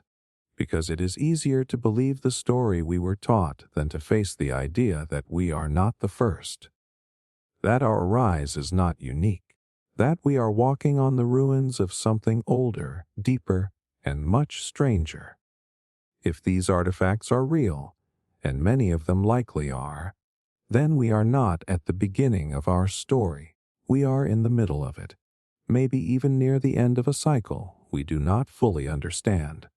A cycle where civilizations rise, achieve impossible things, vanish, and are slowly forgotten. Until someone, somewhere, digs too deep and finds a crack in the timeline, a key in the stone. A message we were never meant to see, the ancient global flood myth or historical fact. But every culture has a flood story, every single one. It does not matter if you go to Mesopotamia, India, China, the Pacific Islands, the Americas, or Northern Europe.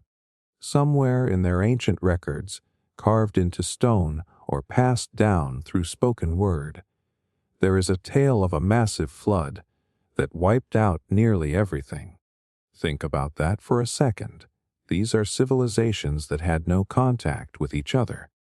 Different languages, different beliefs, different continents, and yet they all describe the same thing. Water rising, the sky collapsing, a world drowning in chaos. So how does something like that happen by accident?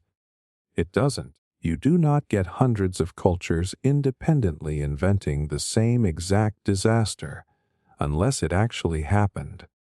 And the deeper you look, the harder it becomes to dismiss it as myth. Let's talk about the science for a second. Around 11,000 years ago, the Earth came out of the last ice age. Glaciers started melting rapidly. Massive walls of ice that had been frozen for tens of thousands of years suddenly began collapsing. That water had to go somewhere. Sea levels rose by over 300 feet. Entire coastlines vanished. If there were civilizations living near the ocean, and let's be honest, that is where people always settle, then their cities, their temples, their entire way of life would have been swallowed by the sea. Now here is where it gets even stranger. There are sunken ruins all over the world. Off the coast of India, there is Dwarka, an ancient city submerged under the Arabian Sea. Off the coast of Japan, you have the Yonaguni Monument, a massive rock formation with clean lines and step, like terraces that look carved by human hands. Near Cuba, sonar scans have revealed symmetrical structures deep beneath the ocean floor. These are not just scattered rocks. These look like man-made cities that got pulled under by a rising tide no one could stop. Mainstream archaeology says civilization began about 6,000 years ago, but these underwater ruins date back far earlier than that. 10,000 years ago, maybe more. That means either our entire timeline is off, or advanced societies were building complex structures before history officially began. And then they were wiped out. Now think about what a sudden flood would look like to someone living back then. You wake up one morning, and the ocean is coming for you. Walls of water crashing over the land, your home gone, your animals drowned, your family pulled away. If you survived that, it would scar your soul. And if you passed that story down to your children, and they passed it to theirs, it would live on forever. That is exactly what we see in the legends. In the Sumerian tablets, there is the Epic of Gilgamesh. A god warns a man to build a boat and save the animals. Sound familiar? It should. The Bible tells the same story with Noah. In Hindu texts, there is Manu, who is also warned about a great flood and builds an ark. The Aztecs talk about a previous world destroyed by a flood. The Chinese speak of a great deluge controlled by heroes and dragons. Different names, same story. These are not just bedtime tales. These are memories, distorted by time, sure, but rooted in something real. The problem is, we treat them like fantasy because we cannot imagine a flood that massive. But science confirms that the end of the Ice Age was violent. Sea levels did not rise gently. They surged. There is even evidence of a sudden, catastrophic melt event called the Younger Dryas impact hypothesis. A period when comet fragments may have struck the planet, melting ice sheets and causing fire and flood at the same time. That would explain a lot. It would explain why so many advanced settlements disappeared all at once, why so many ancient texts talk about a golden age before the flood, followed by darkness and struggle. It would explain why we find out of place artifacts buried in layers of sediment they have no business being in. Because the flood did not just destroy. It buried, it erased, and it restarted human history from scratch.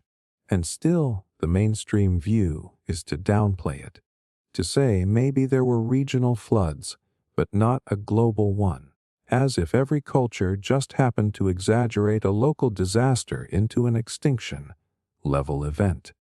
As if the ruins under the sea are just random coincidences. That kind of dismissal is not scientific. It is defensive.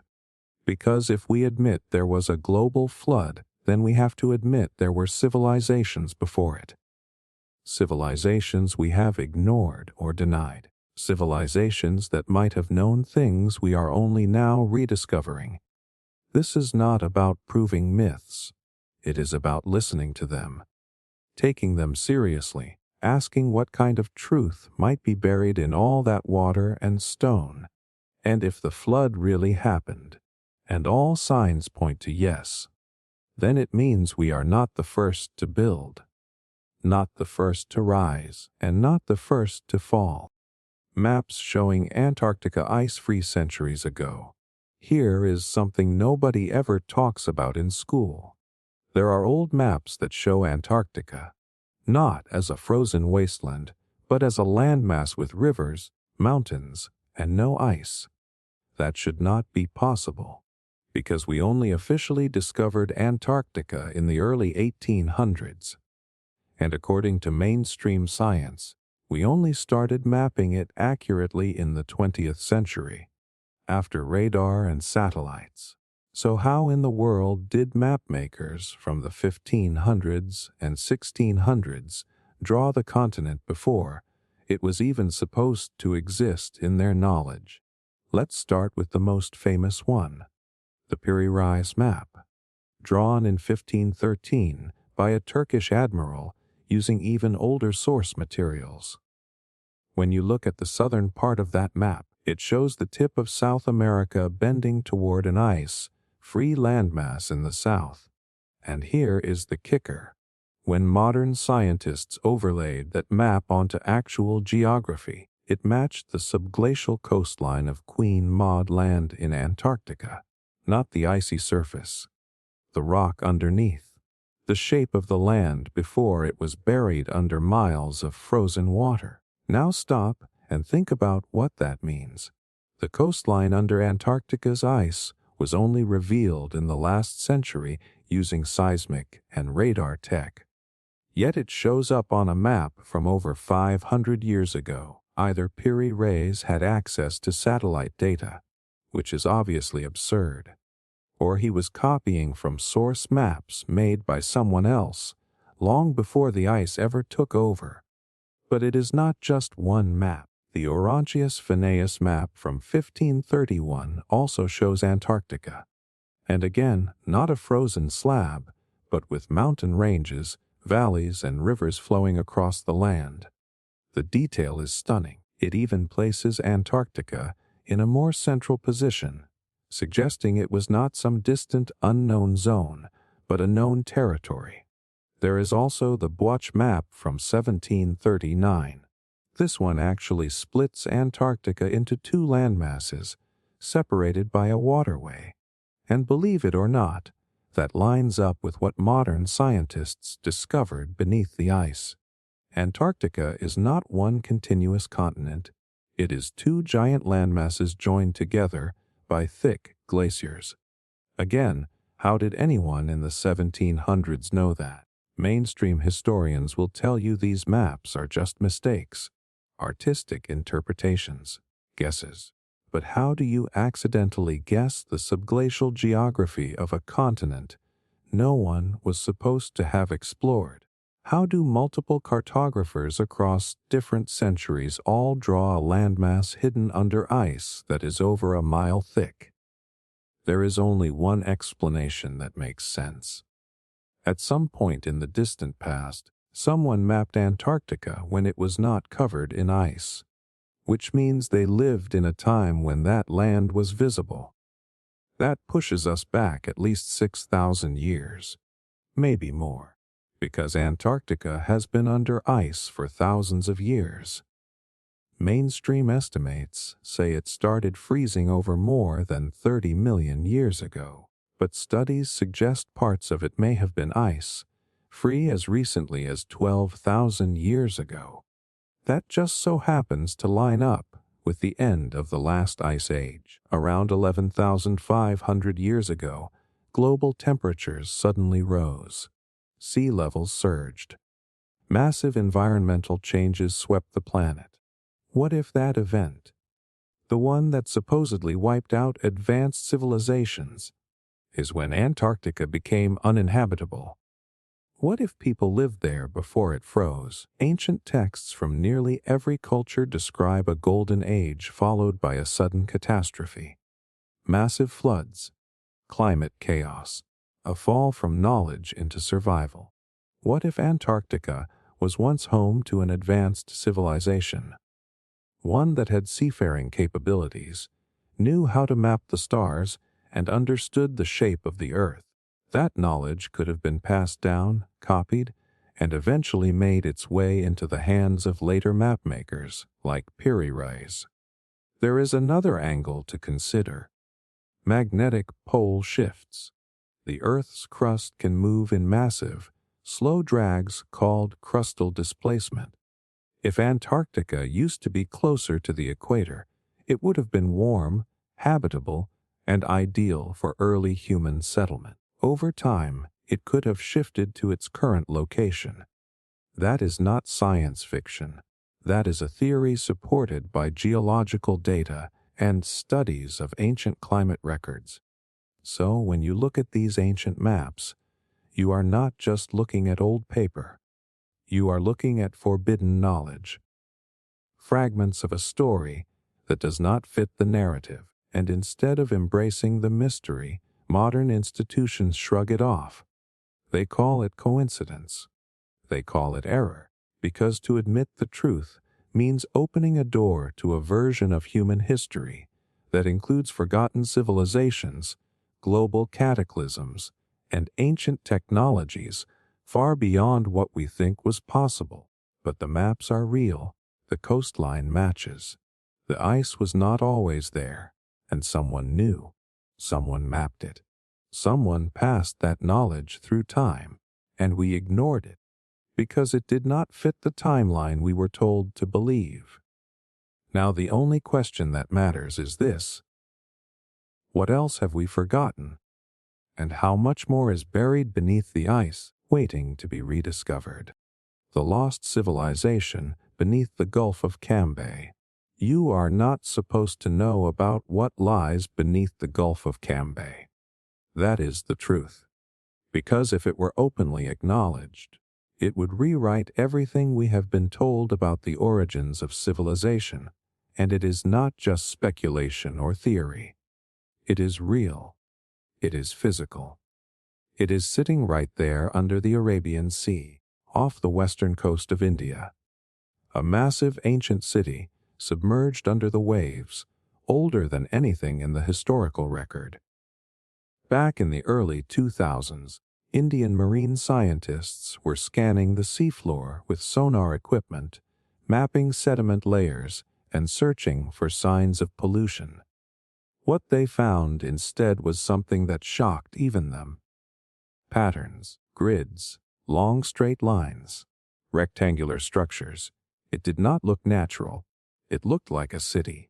Roads, foundations, possibly buildings, stretching over 5 miles long and almost 2 miles wide, buried beneath layers of mud and silt at a depth of about 130 feet. Naturally, everyone thought it had to be some sort of glitch, some trick of the equipment. But then divers went down, and they started pulling things up: pottery, tools, sculptures, human bones, artifacts unlike anything seen before, and yet clearly crafted by human hands. Here is where it gets unbelievable. Radiocarbon dating of materials recovered from the site suggested that this civilization was at least 9,000 years old. Some estimates go back even further. 11,000, maybe 12. That is not just older than the Harappan civilization. That is older than Sumer, older than Egypt, older than the so-called cradle of civilization itself. You have to understand the magnitude of that. If the Gulf of Cambay site is truly that ancient, then everything we have been told about when and where civilization began is wrong. According to the official narrative, organized society, writing, cities, advanced architecture, all of that began around 6,000 years ago. But this site breaks that limit wide open. So why is no one talking about it? Because it does not fit. It does not fit the linear model of progress. It does not fit the idea that humans slowly evolved from hunter-gatherers to city builders, and it definitely does not fit the belief that no advanced culture existed before 6,000 BC. This city beneath the sea says otherwise. It suggests that not only did people build cities earlier than we thought, but they were wiped out by a massive event, possibly the same cataclysmic flooding that shows up in myths across the world. Here is something most people do not know. During the end of the last ice age, sea levels rose dramatically, over 300 feet in some areas. Land that was once dry and populated became ocean, and if people were living along the coast, as they always do, their entire civilization would have been swallowed by water and buried by time. That is not fantasy. That is exactly what the evidence at Cambay points to. The city was found beneath thick layers of sediment, not something that happens overnight. That is the signature of an ancient land, buried by a slow, powerful force. Water mixed with mud and time. And it was found in a place where, according to mainstream records, there should have been nothing. The strange part is how quickly the discovery faded from public attention. A few articles, some media buzz, and then silence. The site was dismissed as inconclusive. There were claims that the carbon dating might have been flawed, or that the structures were just natural formations. But here is the truth. If this had been found in Europe or the Middle East, it would have been headline news for decades. It would be in textbooks. It would be taught in every classroom. But because it was found in India, and because it predates the accepted story of human history, it gets swept aside. Too inconvenient, too dangerous. Because if you accept that an advanced civilization existed 12,000 years ago, you have to accept that we are not the first to build, that we are not the beginning of the story. We are just the latest chapter. And it makes you wonder, how many more lost cities are out there, buried beneath the oceans? How many secrets lie underwater, hidden by the rise of the seas and the silence of history? The world was a very different place 10 or 12,000 years ago. Coastlines were larger.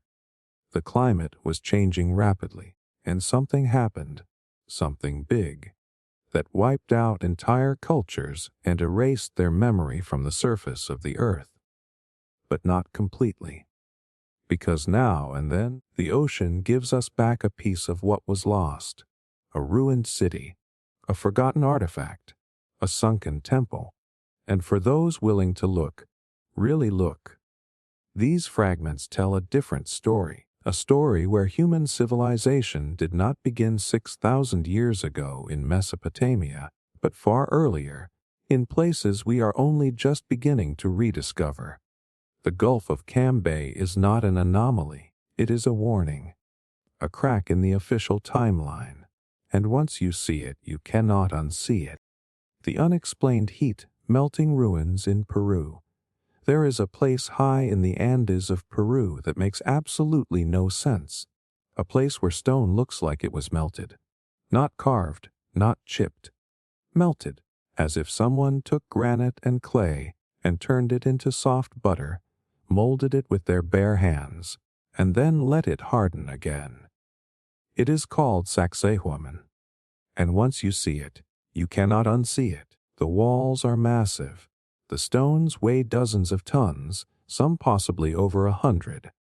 But what makes them so strange is not just the size. It is the way they fit together, like a jigsaw puzzle made by someone with superhuman precision. We are talking about stones that lock together without mortar, so tightly that you cannot even slide a piece of paper between them. Curves, corners, odd angles, all fitting perfectly. And then there is the texture. Some parts look polished, others warped. The surfaces ripple like cooled lava. How does that happen with stone? The mainstream story is that it was done with basic tools. Copper chisels, hammers, ropes, maybe wooden rollers. But that just does not hold up. You cannot melt or soften granite with primitive hand tools. You cannot shape megaliths like that with nothing but elbow grease. Here is what makes it even weirder. There is no sign of tool marks. None. No chisel scratches. No hammer dents. Just smooth, flowing surfaces. That is not normal. Even the best stonemasons today leave behind evidence of their work. But here it is as if the stone was never hard in the first place, like it was somehow softened or heated to the point of being moldable. And then it solidified into place, perfectly joined with its neighbors. Some researchers believe these stones were actually melted using an unknown form of heat technology, something that could raise the temperature of granite or limestone to over 1,000 degrees Fahrenheit, just enough to make it pliable, but not enough to destroy it. Others think it might have been some kind of sonic or vibrational method, using frequency to affect the molecular structure of stone. That might sound like science fiction, but modern labs are already experimenting with similar techniques. And ancient legends talk about this too. Stories of stones singing, rocks that moved when certain tones were played. You start to wonder if those myths were not myths at all. And this is not just happening in one place. Across Peru, in places like Ollantaytambo, Machu Picchu, and Cusco, you see the same kind of stonework. Precision joints, melted-looking surfaces, impossible angles. Sometimes a softer stone is shaped around a harder one, almost like it was poured into place. Again, this is stone, not clay, not concrete, solid rock, formed into shapes that modern engineers admit would be incredibly difficult to reproduce without heavy machinery and computer modeling. Then you have the mystery of the vitrification. That is when rock gets exposed to intense heat and the surface literally turns to glass. Parts of these ruins have vitrified sections. Shiny, glassy, as if they were hit with a blowtorch the size of a bus. You do not get that from hand tools. That is not a natural weathering effect. Something melted those stones, and no one can explain what. So the question becomes, who did it? And how far back does this go? The Inca are often credited with these sites, but even they admitted they inherited many of the structures. They built on top of them, modified them, but the core foundations, the big stones, were already there. The truth is, We do not know who the original builders were, and that alone should set off alarm bells. If some forgotten civilization had access to technology that could shape stone in ways we still struggle to understand, then everything we think we know about ancient history is wrong. This is not just about Peru. This is about a global story.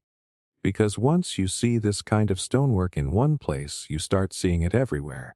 Egypt, Turkey, Bolivia, Japan. The same patterns, the same melted-looking stones, the same unspoken question. Who was here before us? And here is something that never gets enough attention. Why go through all that trouble? Why melt stone? Why shape it like a puzzle? Some believe it was for earthquake resistance. Interlocking stones could shift without collapsing, and that would make sense, especially in a region as geologically active as the Andes. But if that is true, then the knowledge behind it is even more impressive. These were not just builders. They were scientists, engineers, people who understood natural forces and how to build for resilience, not just appearance. But maybe there is another reason. Maybe the way the stones fit was about more than just practicality. Maybe it was symbolic. Maybe it was meant to last longer than anything else. A message set in stone, literally. A message to us that once upon a time, there was a people who knew things we have forgotten. A people who could manipulate the hardest materials on Earth like they were play, doh. We like to think of history as a straight line, cavemen to farmers to empires to industry to us. But Sacsayhuaman, and everything like it, suggests something else. That history might be a circle. That we are not the first to climb this mountain, and if that is true, then we owe it to ourselves to keep digging, not just with shovels, but with open minds. Because the truth is not hiding. It is right there in front of us, in stone, and it has been melted into shape for thousands of years, waiting for us to finally pay attention. Structures aligned with star systems across continents. There is a pattern buried in plain sight that most people never notice. A pattern so strange and so precise that once you see it, it changes how you think about ancient civilizations forever. Across continents, across cultures that supposedly never spoke to each other, we find ancient structures aligned with the stars. Not roughly, not accidentally, but with mathematical accuracy that rivals modern observatories. And it begs the question, how did these people know? You start to look at the layout of the pyramids at Giza in Egypt. They are not random. They are aligned with the 3 stars of Orion's belt. The angles, the spacing, the orientation. It is a near perfect match. Now keep in mind, these pyramids are made of millions of heavy stones, some weighing over 30 tons. This was not trial and error. This was intention. Someone went to enormous effort to match the stars, and then you go across the world to Teotihuacan in Mexico. Another pyramid complex. Another alignment. Again, the 3 main pyramids. The Pyramid of the Sun, the Pyramid of the Moon, and the Pyramid of the Feathered Serpent. Eco Orion's belt. Same pattern. Same idea. Except this is a completely different culture. No communication with Egypt. No boats crossing oceans. So how did 2 civilizations on opposite sides of the world both build structures that reflect the same constellation? That is not coincidence. That is knowledge.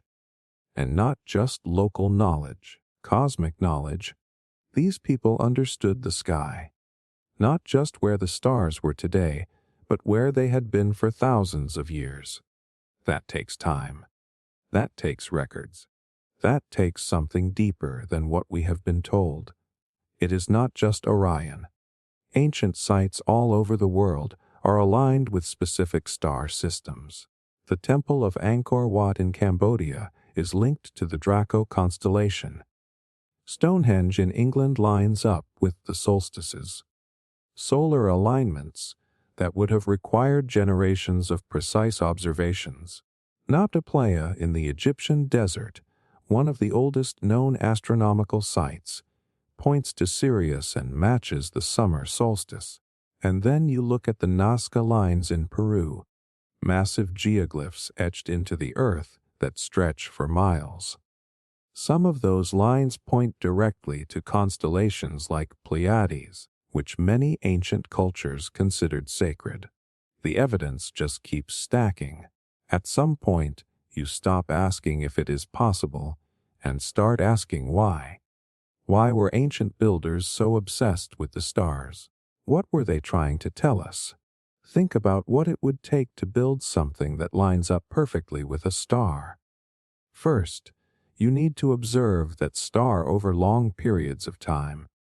Decades, generations. You need to understand the movement of the heavens, and you need tools, or knowledge, to turn those observations into architecture. You do not just eyeball it, you measure, you calculate, you align. So what kind of people could do that thousands of years ago, without computers or satellites? The official narrative says primitive tribes with basic tools and a good eye, but that does not line up with the precision we are seeing. These alignments are so exact that even a few degrees off would ruin the effect.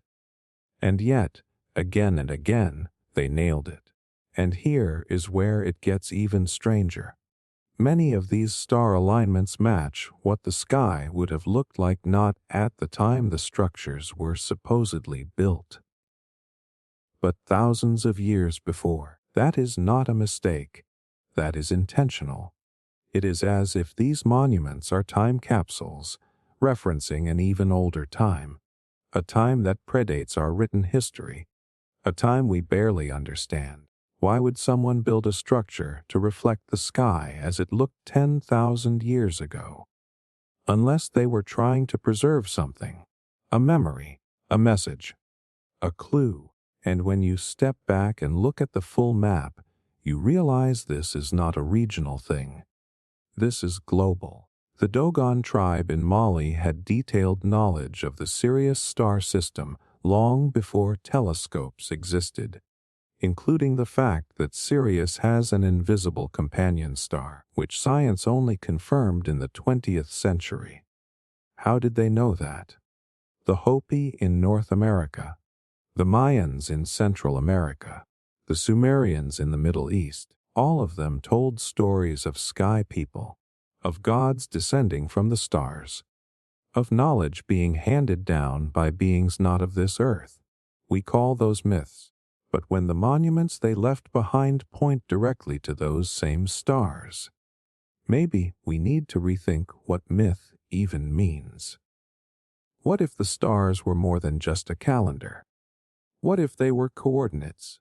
What if the sky was a map and the structures were markers, like pins dropped on Earth to reflect something bigger, something off-planet? We are not talking about a few isolated examples. We are talking about a global system of architecture, knowledge, and memory, all tied to the night sky. It would be one thing if it happened once, but it keeps happening, over and over, in places that supposedly never knew each other. And that tells you something. That tells you there is a missing chapter in our history, one that connects all these dots. One that mainstream archaeology is not ready to admit. These structures are not just ruins. They are messages, not written in words but in stone, in alignment, in the language of the stars. And that is a language that does not fade with time. It is permanent, it is universal, and it is waiting for us to finally pay attention. The real reason ancient civilizations disappeared. We have been taught that civilizations rise, thrive, and eventually fall. That it is just part of the cycle.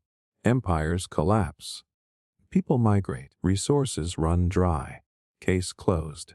But what if that is not the full story? What if the disappearance of ancient civilizations was not random at all? What if something bigger and far stranger was at play? Because here is the thing.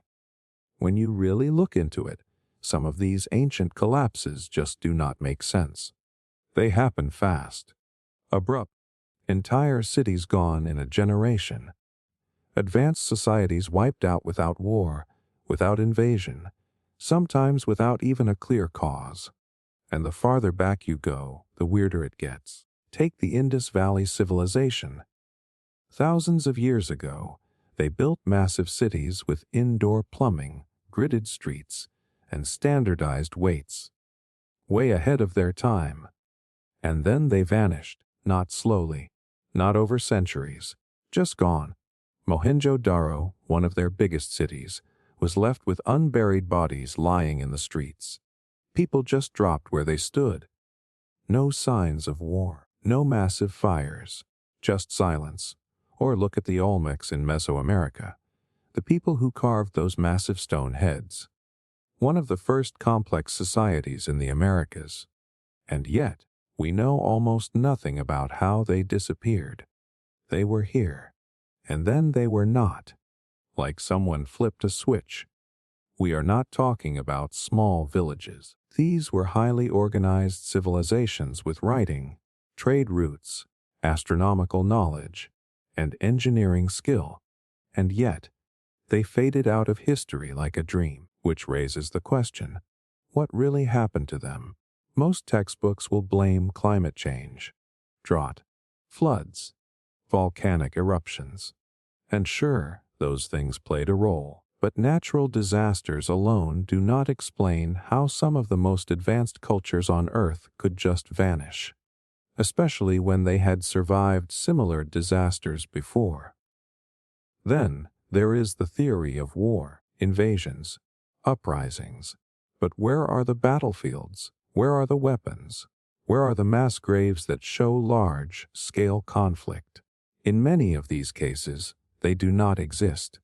There is no clear enemy, no conqueror, just empty cities and lost languages. But what if the answer is not physical at all? What if the real reason ancient civilizations disappeared has more to do with knowledge than with disaster, a loss of memory, a collapse of understanding? Think about it. What really holds a civilization together? It is not just stone walls or armies. It is the stories they tell, the systems they understand, the knowledge they pass on. Now imagine a culture that builds everything around one core piece of knowledge. Something essential. Maybe it is how to track the stars. Maybe it is how to plant crops in sync with the seasons. Maybe it is something even deeper, like how to harness energy from the earth itself. And then suddenly, that knowledge is lost. One generation fails to pass it down. One key person dies. A catastrophe scrambles everything. And just like that, the system collapses. Civilizations are fragile when they are built around specialized knowledge. And ancient people knew things we still cannot explain. They could move multi-ton stones without cranes. They aligned monuments to constellations without telescopes.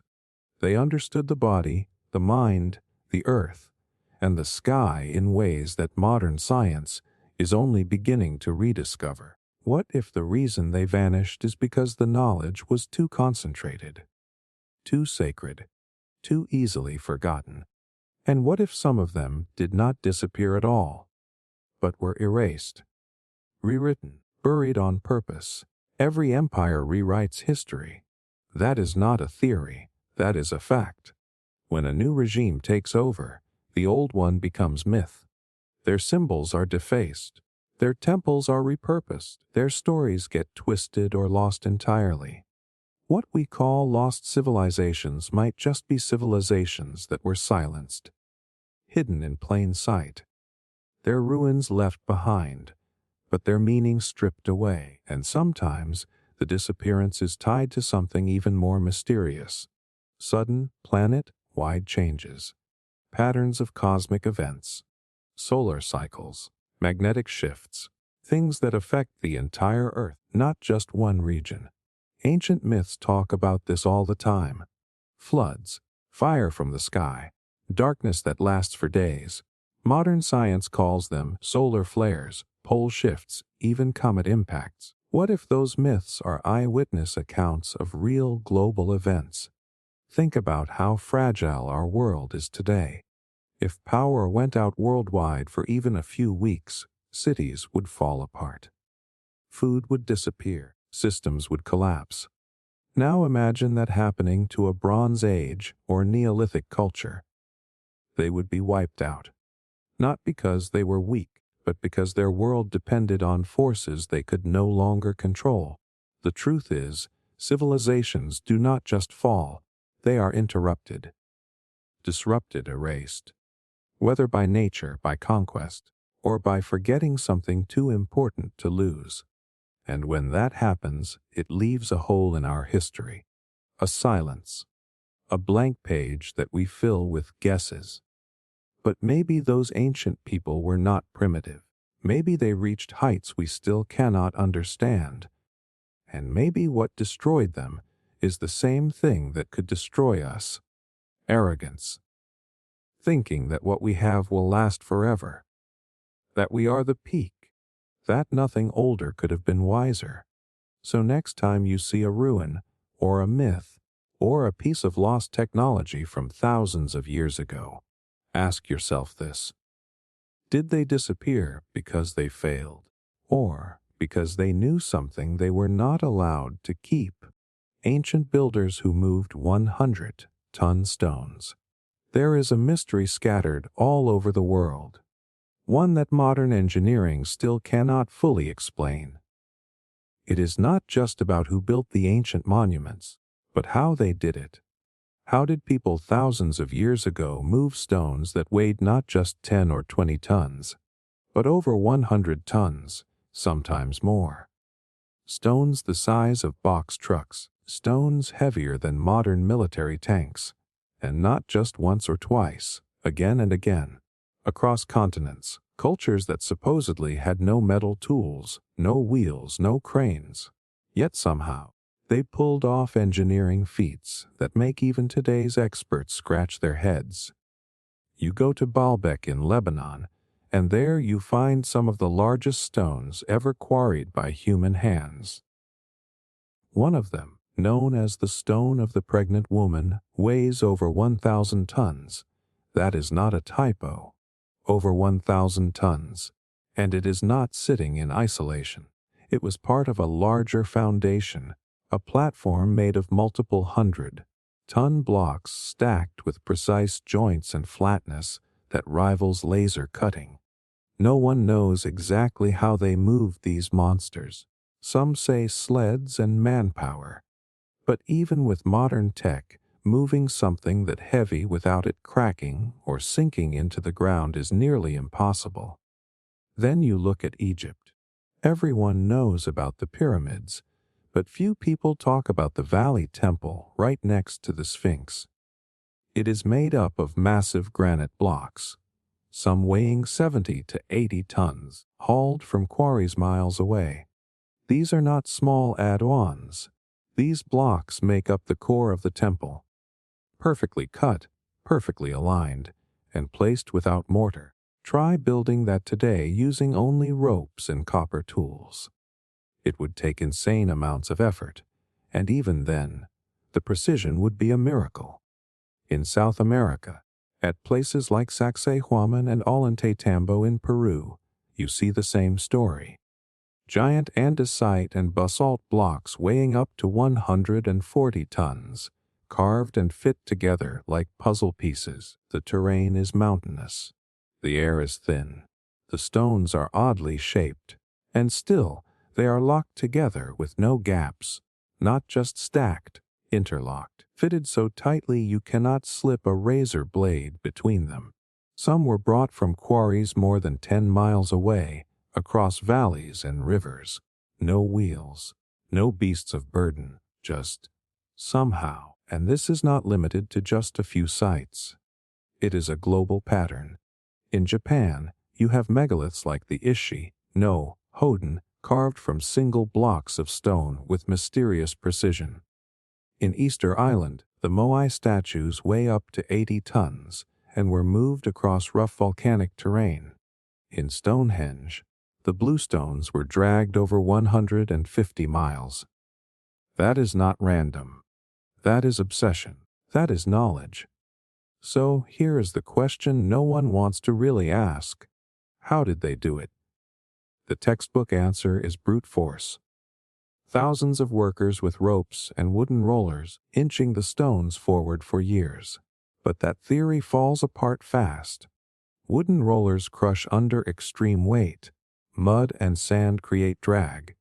The manpower required would be astronomical, and most of these sites were built in remote areas, where feeding and organizing a labor force of that size would have been a logistical nightmare. And still, no written records, no blueprints, no tools left behind that explain the process. Some researchers believe they may have used advanced lost technology, not futuristic flying machines, but something simple yet powerful, like resonance, sound, frequency. It sounds wild, but in modern labs, we know that sound waves can be used to levitate small objects. Certain frequencies can reduce friction, cause vibration, or alter weight distribution. Ancient legends around the world talk about this. People singing stones into place, or using chants to move mountains. Are those just metaphors? Or clues we have dismissed as fantasy? Others think they used a form of geoengineering, lubricating the path with oils or chemicals, building temporary infrastructure that left no trace. Maybe they knew the land better than we do. Maybe they worked with the earth instead of against it. That kind of wisdom, the kind rooted in deep understanding of nature and energy, is not something you learn in a day. It suggests a level of sophistication we are not ready to admit they had. And that is the bigger issue here. It is not just about heavy stones. It is about what those stones represent: knowledge, intent, capability. These people were not primitive. They were precise. They were builders, engineers, astronomers, and artists all rolled into one. They did not just stack rocks. They created messages, structures that would last through floods, wars, earthquakes, and time itself. So maybe we have been asking the wrong question all along. Maybe it is not how did they move the stones. Maybe it is why. Why build with stones that massive? Why make it so difficult? You could build a temple out of smaller blocks, and no one would complain. But these ancient builders chose the hardest path on purpose. That kind of effort is not for show. It is for permanence, for legacy, for memory. They wanted us to remember, to wonder, to ask the question they knew would echo through time. How did they do it? And maybe by asking that question, we will eventually uncover the bigger truth they left behind. Not just how they moved the stones, but how they understood the universe in ways we have only begun to rediscover. Strange similarities in pyramids worldwide. There is something strange about pyramids. Not just the ones in Egypt, though those are impressive on their own, but pyramids all over the planet. Because once you really start looking, you realize this is not an isolated idea. It is global. And what makes it so bizarre is that these structures, built by cultures separated by thousands of miles and supposedly zero contact, share eerily similar designs, purposes, and alignments. It is like different parts of the ancient world were following the same blueprint. Start with Egypt. Everyone knows the pyramids at Giza. Massive limestone blocks stacked with impossible precision, perfectly aligned to the cardinal directions. Their layout mirrors the stars of Orion's belt. These are not just tombs. They are monuments of astronomical knowledge, geometry, and engineering on a level we still struggle to explain. Now jump across the Atlantic to Central America. You find pyramids again, in places like Teotihuacan and Chichen Itza. Same basic shape, same monumental scale, built by completely different civilizations like the Maya and the Aztecs. And yet these pyramids are also aligned with celestial events. The Pyramid of Kukulkan at Chichen Itza casts a shadow in the exact shape of a serpent during the equinox. That level of precision takes advanced astronomical knowledge. Now go even farther, to China. Deep in the Shaanxi province, you find the so-called Black Pyramids. These structures are less publicized, partly because they have been kept under wraps by the government for decades. But satellite images and early explorer accounts describe huge earthen pyramids, some larger in base area than the Great Pyramid of Giza. Again, aligned with stars. Again, similar angles and proportions. No trade between Egypt and ancient China. No known contact, and yet they built the same thing. Head south to Sudan. You will find more pyramids than in all of Egypt. Over 200 of them. Built by the Kingdom of Kush. Smaller in size but similar in form. And then in Indonesia you have Gunung Padang, a pyramid-shaped megalithic site made of basalt columns stacked in layers, sitting on top of what may be the oldest artificial structure on Earth. The deeper researchers dig, the older it gets. Some say it could date back over 10,000 years. So what is going on here? Why did all these different civilizations, scattered across the globe, build pyramids, and why are they all so similar in structure and meaning? One explanation is practical. A pyramid is a stable shape. It is wide at the base, narrow at the top, and naturally resists gravity. But that does not explain the deeper similarities. The star alignments, the mathematical ratios, the use of specific orientations to the solstices, the equinoxes, and constellations. That kind of knowledge is not a coincidence. It is shared intention. The official narrative says these cultures developed independently, that they all just happened to build similar monuments for religious reasons. But at what point does coincidence start looking like a pattern? Some researchers believe there was once a global seafaring civilization, long before any empire we know. A mother culture that passed on knowledge of astronomy, geometry, and sacred architecture. A civilization that predated Egypt, Sumer, and the Indus Valley. One that may have been wiped out by a cataclysm, leaving behind scattered survivors who carried their wisdom into the New World. Others think this knowledge was handed down from something even older. Not just a civilization, but a system. A blueprint tied to the earth itself. The Great Pyramid in Egypt is not just aligned with the stars. It is positioned near the geographic center of all landmass on Earth.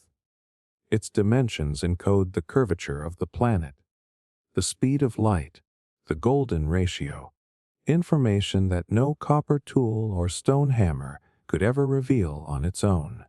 And then there is the question of energy. Many of these pyramids are built on powerful ley lines, energetic pathways that some believe run through the earth like a grid. Ancient cultures may have tapped into these spots to harness some kind of natural energy. Some even suggest that pyramids were never meant to be tombs at all, but energy devices. Resonators, tools of healing, communication, or even transportation. Sounds crazy, until you realize we do not actually know what they were used for. We just assume. The truth is, the deeper you look, the more the similarities between pyramids start to feel intentional. Not just shared design, shared purpose, shared knowledge. And either that means ancient humans were far more connected than we have ever been told, or they were guided by something much older, something that left behind a trail of clues, all pointing to the stars. Pyramids are not just monuments. They are messages, scattered across continents, hidden in plain sight. And maybe they are all saying the same thing, that there is more to our history than we have been allowed to believe. Who really built the pyramids before the Egyptians? We have all been told the same story, that the pyramids of Egypt were built by the ancient Egyptians around 4,500 years ago, that they used copper tools, ropes, and sleds to stack multi-ton limestone blocks with astonishing precision, that they did it for the glory of their pharaohs. But the more you dig into this story, the more it starts to fall apart. Because here is the uncomfortable question that no one in mainstream history wants to touch. What if the Egyptians did not actually build the pyramids? What if they inherited them? Let's look at the facts. The most famous pyramid, the Great Pyramid of Giza, is not covered in hieroglyphs. No inscriptions. No carvings praising the pharaoh. Nothing. That is strange, because the Egyptians documented everything. They carved stories into tombs, temples, and even grain silos. Yet their greatest achievement is completely blank, almost like it was not theirs to begin with. And then there is the issue of construction. The Great Pyramid contains over 2 million limestone blocks, some weighing as much as 70 tons. They are fitted so tightly you cannot even slip a playing card between them. Modern engineers still debate how this was even possible. If we tried to replicate it today using only the tools available back then, no power tools, no cranes, no GPS, we could not do it. Not with that scale. Not with that precision. So if it was so difficult, why do we assume the Egyptians figured it out over 4,000 years ago, seemingly out of nowhere? Here is another piece of the puzzle. Geological evidence shows that the Sphinx and the area around the pyramids have water erosion, deep channels cut by rainfall. But the last time the Giza Plateau saw that kind of rain was over 10,000 years ago. That pushes the timeline way back into a period when mainstream archaeology claims humans were still living in small tribal groups, not building massive stone structures with advanced engineering. So, what are we really looking at?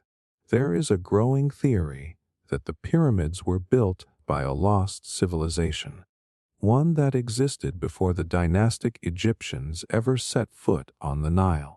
A civilization that possessed advanced knowledge of astronomy, mathematics, and engineering, maybe even energy.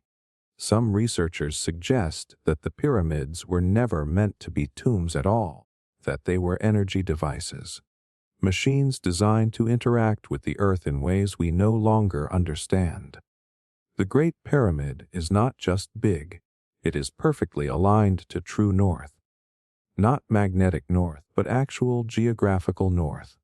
That alone is incredibly hard to achieve. It also encodes mathematical constants like pi and the golden ratio. Its height multiplied by a certain factor gives you the exact distance from the Earth to the Sun. These are not random coincidences. They are fingerprints, traces of something far more advanced than ancient copper tools and wooden sleds. And here is something else people forget. The ancient Egyptians themselves never claimed to have built the pyramids.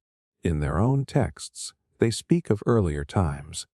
They talk about the Zep Tipi, the first time, an era when gods walked among men and great structures were raised. To us that sounds like myth, but what if those so-called gods were just survivors of a lost civilization? A pre-cataclysmic society that vanished in a global disaster and left behind these massive structures as clues. We see this same pattern across the globe. Structures that appear older than the cultures that supposedly built them. Places like Baalbek, Machu Picchu, and Puma Punku, all featuring megalithic stones and advanced techniques that the later inhabitants could not replicate. In many cases, the local people say the same thing. We did not build this, it was here when we arrived. So maybe the Egyptians were not the originators. Maybe they were the inheritors. Maybe they came across the ruins of a forgotten civilization and built their own culture on top of it. That would explain why their later pyramids are so much smaller and cruder. The further away from the Great Pyramid you get, in time and in distance, the worse the quality becomes. Like they were trying to copy something they no longer fully understood. It is the equivalent of walking into an abandoned spaceship and thinking it is a temple. You might admire it, you might decorate it, but that does not mean you built it. And if that is true, if the pyramids are truly pre-Egyptian, then everything we think we know about human history has to be rewritten. We are not the first advanced civilization. We are just the latest. Others came before us, some far older, maybe far wiser, and maybe they left these massive stone puzzles behind, knowing we would one day be ready to ask the question, not when were the pyramids built, but who really built them. The forbidden history of Lemuria. Every time someone brings up Atlantis, people lean in. But when you mention Lemuria, most just stare blankly. And that is not because it is less important. It is because this part of history has been buried on purpose. Lemuria was not just some fantasy land. For a long time, scientists actually believed it was real. Not because of myths, not because of channeled messages, because of biology, because of fossils. Back in the 19th century, biologists were confused. They kept finding identical lemur species in Madagascar and southern India, but nowhere in between. No signs in Africa, none in the Middle East. And it made no evolutionary sense. So a zoologist named Philip Schleiter came up with a theory. Maybe there used to be a massive landmass connecting those two regions. A lost continent. He called it Lemuria, and at the time, that was taken seriously. It even showed up in textbooks and maps. That was before the theory of plate tectonics became mainstream. Once the science community accepted that continents could drift, Lemuria got tossed aside, but only on the surface, because here is where it gets strange. Long before scientists started talking about Lemuria, ancient cultures were already telling stories that matched up almost perfectly. In India, there are legends of Kumari Kandam, a vast land south of the subcontinent that was swallowed by the sea, a place where an advanced civilization lived and passed down sacred knowledge. In Polynesia, there are stories of sunken homelands that once stretched across the Pacific. In Aboriginal Australian myths, there are tales of great floods and forgotten islands. These are not random. These are echoes of something real. Even the Tamil language, one of the oldest surviving languages on Earth, has ties to this forgotten world.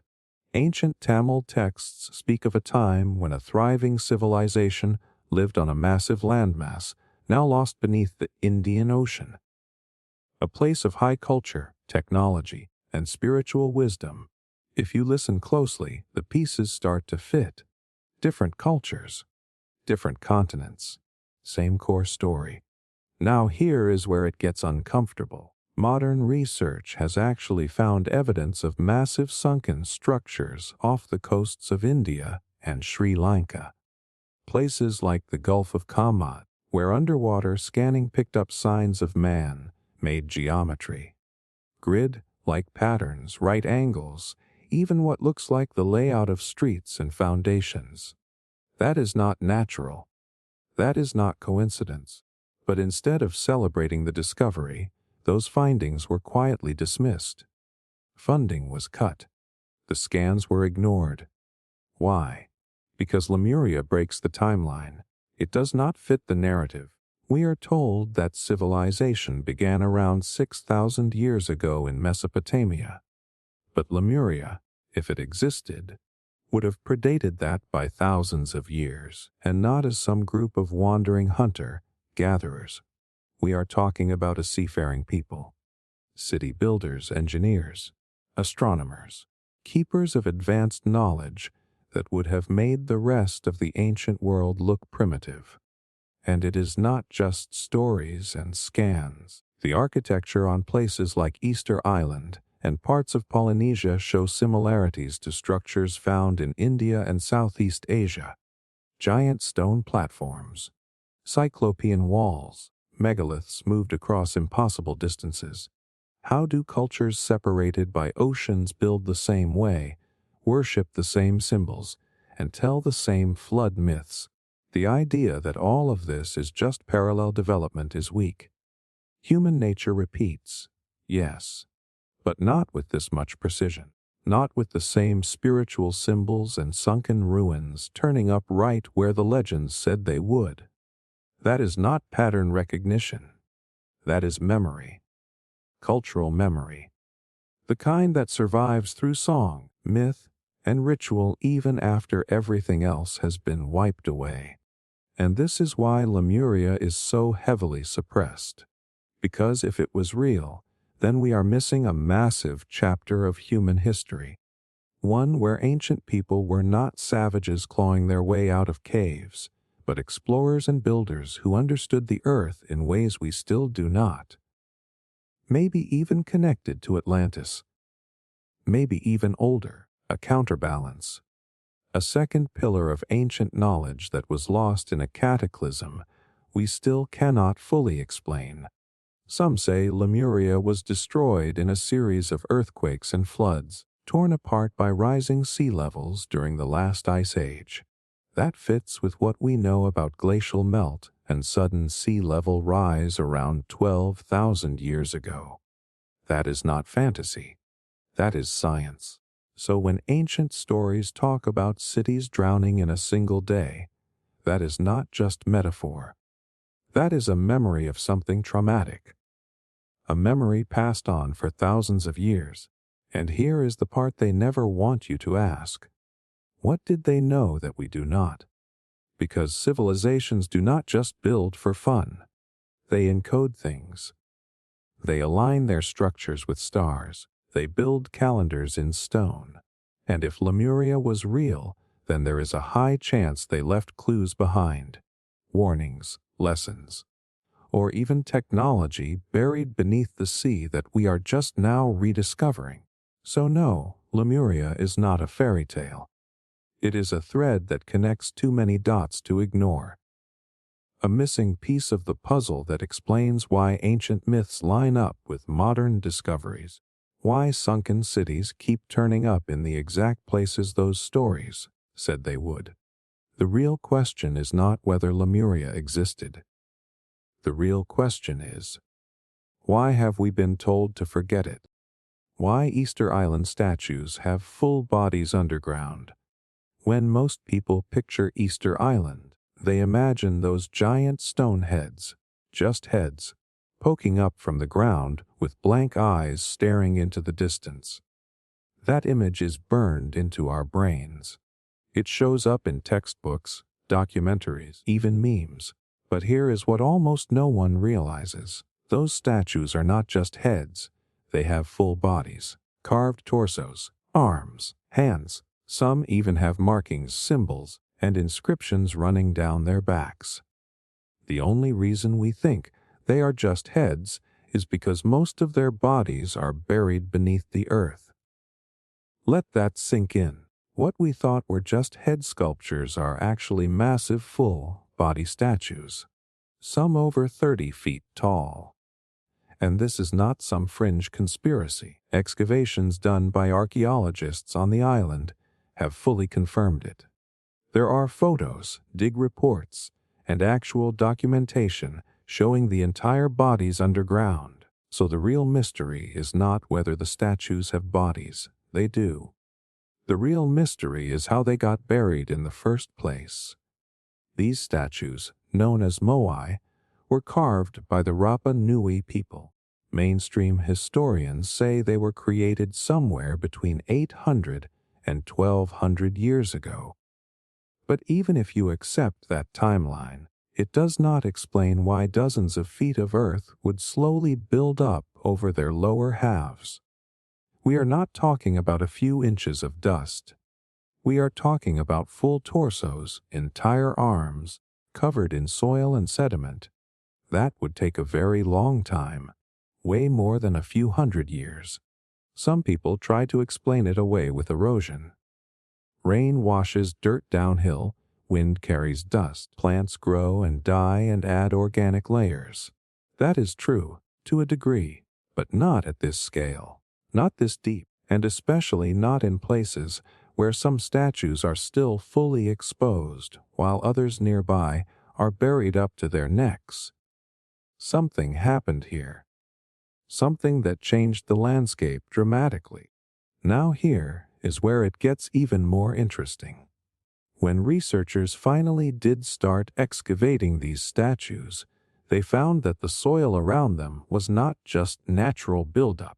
It had signs of rapid sedimentation, layers of earth that looked like they had been dumped there in one major event. And you know what that sounds like? A flood, or a tsunami, or some kind of massive environmental catastrophe that dumped feet of soil across the island all at once. And if that happened, if there really was a sudden covering of Earth, then we are looking at a timeline way older than the official story. Because in order for that kind of event to have occurred, and then for grass and trees and layers of modern life to grow on top of it, we are probably talking thousands of years, not hundreds. That changes everything. And let's talk about the actual craftsmanship. The part of the statue above ground is impressive enough, but the buried sections, even more so. There are carvings, details, and precision that you cannot even see unless the statue is fully excavated, which raises a question.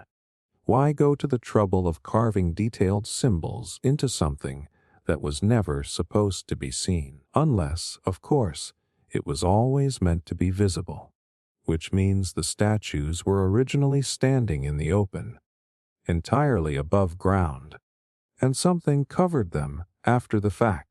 The mainstream narrative says these statues were just too heavy to move, so the builders abandoned them halfway. But that does not line up with the evidence. Many of the statues were deliberately placed, facing inland, watching over what used to be villages. They were not dropped randomly. This was intentional, spiritual, possibly even astronomical. They were meant to send a message, not just to other people, but to time itself. And here is something no one talks about. The heads are so large and so heavy, they could not have been carved while the statue was vertical. That means these entire statues were carved flat, then somehow stood up. These are multi-ton blocks of volcanic stone. The idea that people without advanced tools or machinery managed to move and stand them without breaking them, over and over again, is hard to accept. It is possible, but is it likely? And yet the biggest mystery is still the dirt. Still the fact that most of the statue, the entire body, was hidden for so long, and we were all just fine with assuming they were only heads. It is almost like the story was edited, like someone wanted to keep things simple, keep it weird, but not too weird. Show the heads, keep the rest buried, and never ask what lies beneath. But that is the thing about history. The truth is never clean. It is messy. It is buried. And in this case, quite literally, the full-body statues of Easter Island are not just sculptures. They are evidence. Evidence that something happened to this place that we still do not understand. A catastrophe. A deliberate cover-up. Or maybe a forgotten timeline stretching back far beyond what we are taught in school. We always look at these statues like they are watching us. Silent, mysterious. But maybe the real question is not what they are looking at. It is what they were buried to hide. The discovery of ancient high-tech metal spheres. If there is one thing that breaks people's brains when they first hear about it, it is the metal spheres. Perfectly shaped, mysteriously ancient, and completely out of place. These small, metallic orbs were found deep inside solid rock. Rock that dates back over 2 billion years. Not 2,000. 2 billion. That should not be possible. These things are called Klerksdorp spheres. They were discovered in South Africa by miners digging through layers of pyrophyllite, a soft sedimentary mineral. And they were not looking for anything strange, just pulling out ore like they always had. But then these perfect little objects started turning up. They are small, a few centimeters across. Some are solid. Some are hollow with a strange spongy material inside. But what really makes them weird is their shape. They are almost perfect spheres. Some even have etched ridges running around their equators, like they were engineered, manufactured. And that is the problem, because the rock they were found in is over 2 billion years old. According to the geological timeline, that is long before any form of intelligent life was supposed to exist on Earth. Back then, we were still dealing with single-celled organisms. No people, no tools. Definitely no machines. So how do you explain these spheres? Mainstream scientists have tried to say they are just natural formations. That minerals sometimes grow in spherical shapes, like concretions or nodules. But here is the thing. These are not random blobs. These have symmetry, pattern, repetition. That is not how nature usually works. Nature is chaotic, imperfect. But these objects are smooth, balanced. Some of them even spin perfectly on their axis when placed on a flat surface. That is not normal. And then there is the material itself. Some of the spheres are made of a type of nickel, steel alloy that does not occur naturally in that form. It is hard, durable, almost resistant to scratches. One was even tested and found to be harder than steel. Now imagine this: a man-made metal object, perfectly spherical, found in rock laid down long before humans were supposed to exist. If that does not raise eyebrows, nothing will. Let's talk about how deep these things were found. We are not talking about stuff lying around on the ground. These spheres were discovered embedded in rock hundreds of feet underground. To get there, you have to drill through layer after layer of untouched earth. That means they were not dropped in by mistake. They were part of the formation, locked in the stone. And that leads to one of two options. Either our dating methods are wildly inaccurate, or these objects were placed there by something, or someone, that existed long before we think they could have. Now here is where people start to freak out a little, because if even one of these spheres is genuinely artificial, then the entire history of human civilization has to be rewritten. Not just tweaked, rewritten. It means either humans or some form of intelligent life was here billions of years ago, or it means that someone from somewhere else was already visiting Earth long before we ever stood upright. Either way, that breaks the narrative we have all been fed since grade school. And this is not just one or two spheres.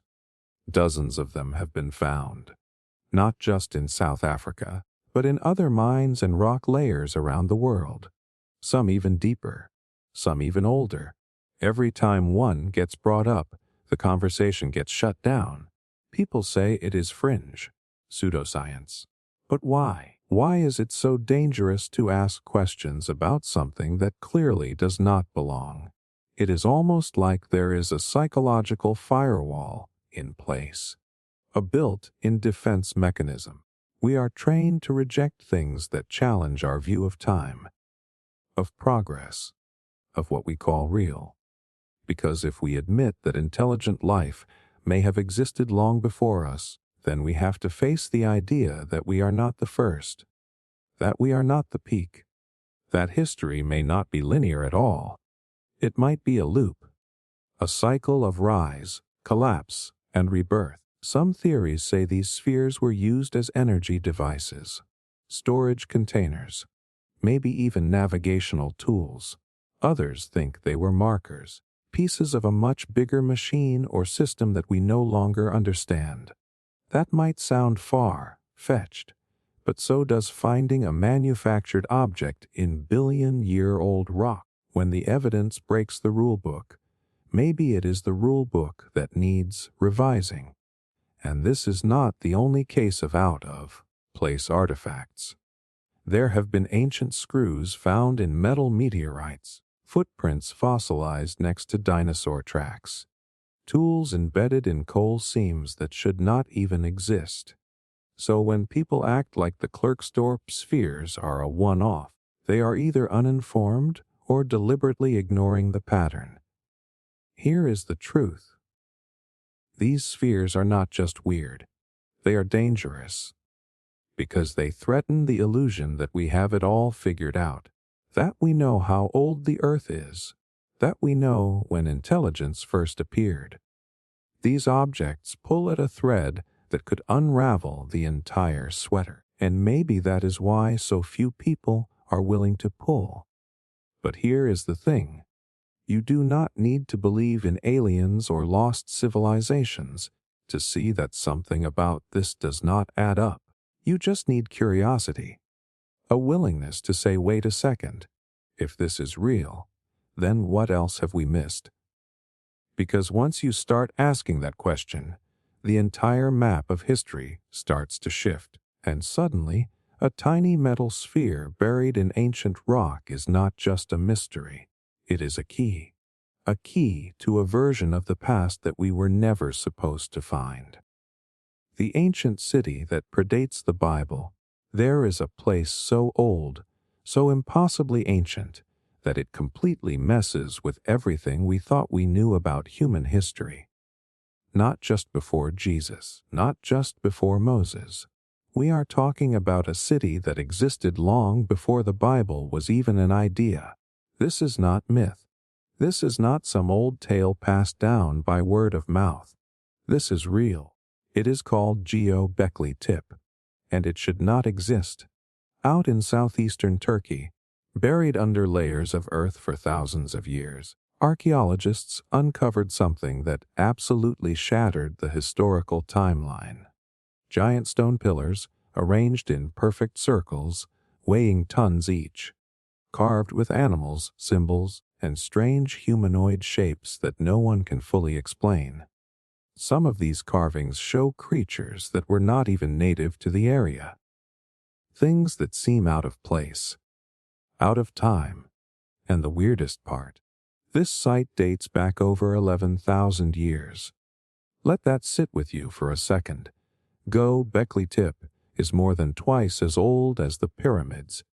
It was already ancient when Stonehenge was built. It predates the invention of writing. It predates metal tools. It predates agriculture. According to everything we were taught, this kind of architecture and symbolism was simply impossible at that point in time. People were supposed to be hunter-gatherers back then. Nomads, survival-focused tribes with no reason to build temples or carve stone. And yet, somehow they did. This is not just some old ruin. This is monumental. These stone circles are aligned in ways that suggest knowledge of astronomy. These carvings are not random. They follow patterns. They communicate something. This was not the work of a bunch of scattered tribes. This was an organized, spiritual civilization. One that planned, built, and encoded ideas into stone that have survived for more than 10 millennia. And what makes it even stranger is the fact that the entire site was deliberately buried. That is right. At some point, someone filled it all in, covered it with dirt, rocks, and rubble, as if they were trying to hide it, preserve it, or protect something. This was not erosion. This was intentional. And that raises even more questions. Who would do that? Why would you bury your most sacred structures unless something massive had happened? Maybe they were fleeing from something. Maybe they knew their time was over, and this was their way of leaving a message for the future. The mainstream story still struggles to explain it. Most scholars admit Gobekli Tepe changes the game. But instead of rewriting history, they try to patch it. They say maybe it was just a fluke, a one-off, a group of people who got really creative really early. But that does not make sense. You do not get that kind of engineering, that kind of symmetry and detail without generations of development. Something had to come before this. There had to be a foundation. Gobekli Tepe is not the beginning. It is a leftover, a remnant of something much older, much bigger. And here is the uncomfortable part. If this city existed before agriculture, before writing, before religion as we know it, then it means our ancestors were thinking about the stars, the spirit, and something beyond themselves, while we still believe they were barely surviving. That is not evolution. That is intelligence from the very beginning. Maybe even wisdom passed down from a lost culture we have not found yet. Think about it. The Bible, the Torah, the Quran, all of them trace back to events only a few thousand years ago. But Gobekli Tepe predates all of it by thousands of years. This means the oldest spiritual texts we have might already be late to the party. There was something before, a whole era of human consciousness, devotion, and complexity that we have almost no record of. Just stone, just silence. But it is there. The site itself is still being excavated. We have only uncovered a small percentage of it. Most of it is still underground, and already it is rewriting what we thought we knew. What happens when the rest is revealed? What happens when we find out what those symbols really mean? What stories they were trying to tell? Because the people who built this were not primitive. They were intentional. They were organized. They were connected to something we lost. Maybe they were wiped out by a catastrophe. Maybe a comet. Maybe a global flood. The end of the last ice age brought chaos, sea level rise, mass extinction. What if this city was one of the last places left standing? What if it was built to preserve something, a message, a warning, a blueprint? Whatever it was, it changes everything. Gobekli Tepe proves that the timeline we have been taught is too short, too simple, and too safe. There was a chapter before civilization, a chapter before the Bible, and it was not a bunch of scattered hunters in caves. It was builders, thinkers, stargazers, people with a story so old we forgot it was even ours, forgotten empires that ruled before known history. When we talk about empires, our minds jump to the usual names: Rome, Egypt, Babylon, maybe Greece if you paid attention in school. But the truth is, these civilizations are recent. They are modern compared to what came before, because long before any of them existed, long before anything we call history, there were empires that ruled and vanished without a trace. Forgotten empires that left behind just enough evidence to whisper through the ruins, but not enough to be remembered by name. And that is where things get uncomfortable, because if these ancient powers really did exist, it means our timeline is wrong. Not just a little off, completely broken. Let's start with what should be impossible. All over the world, there are massive structures that are clearly ancient, clearly deliberate, and clearly not the work of simple tribes. From the underwater ruins off the coast of India to the massive stone walls in Siberia, we are seeing patterns, megalithic construction, astronomical alignment, cities built from blocks so heavy we cannot move them with modern cranes. You do not build that kind of thing unless you have organization, leadership, surplus resources, and time. In other words, an empire. But these ruins do not match any known civilization. They are older, much older. Take the site at Tiahuanaco in Bolivia. Mainstream archaeology says it was built around 1500 years ago. But there are parts of it, like Puma Punku, that show erosion and weathering suggesting it might be over 10,000 years old. The stones are cut with such precision that even a razor blade cannot fit between them. Some weigh over 100 tons, and yet there are no inscriptions, no names, no written language to explain who these people were or where they went. It is as if an entire chapter of human civilization was deleted. Then there is the massive stone complex under the sea off the coast of Yonaguni, Japan. Submerged terraces, staircases, platforms, all carved into what looks like sandstone bedrock. Some geologists call it natural. Others say the angles and shapes are too perfect. But here is the kicker. It has been underwater for at least 10,000 years. That would place its construction during the last ice age. Which means, if it is man-made, it was built by a people who lived and ruled before the sea rose and swallowed their world. Now think about that for a second. That would mean there were organized societies, with architecture and planning, operating while most of humanity was supposedly living in caves. How does that make sense? It does not.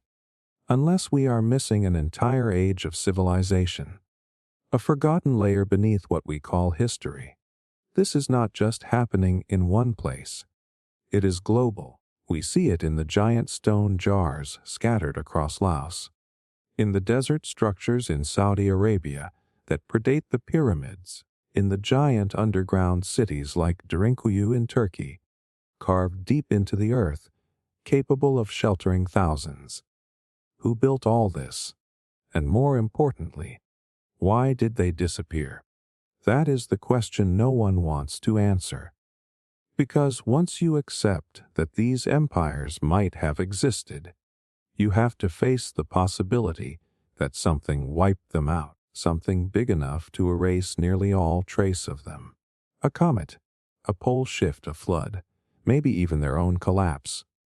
Whatever it was, it slammed the reset button on human progress and pushed us into the dark for thousands of years. And maybe that is why so much of this history feels hidden. Maybe the myths of Atlantis, Lemuria, and Mu are not just legends. Maybe they are distorted memories of real places that got wiped from the earth and from our memory.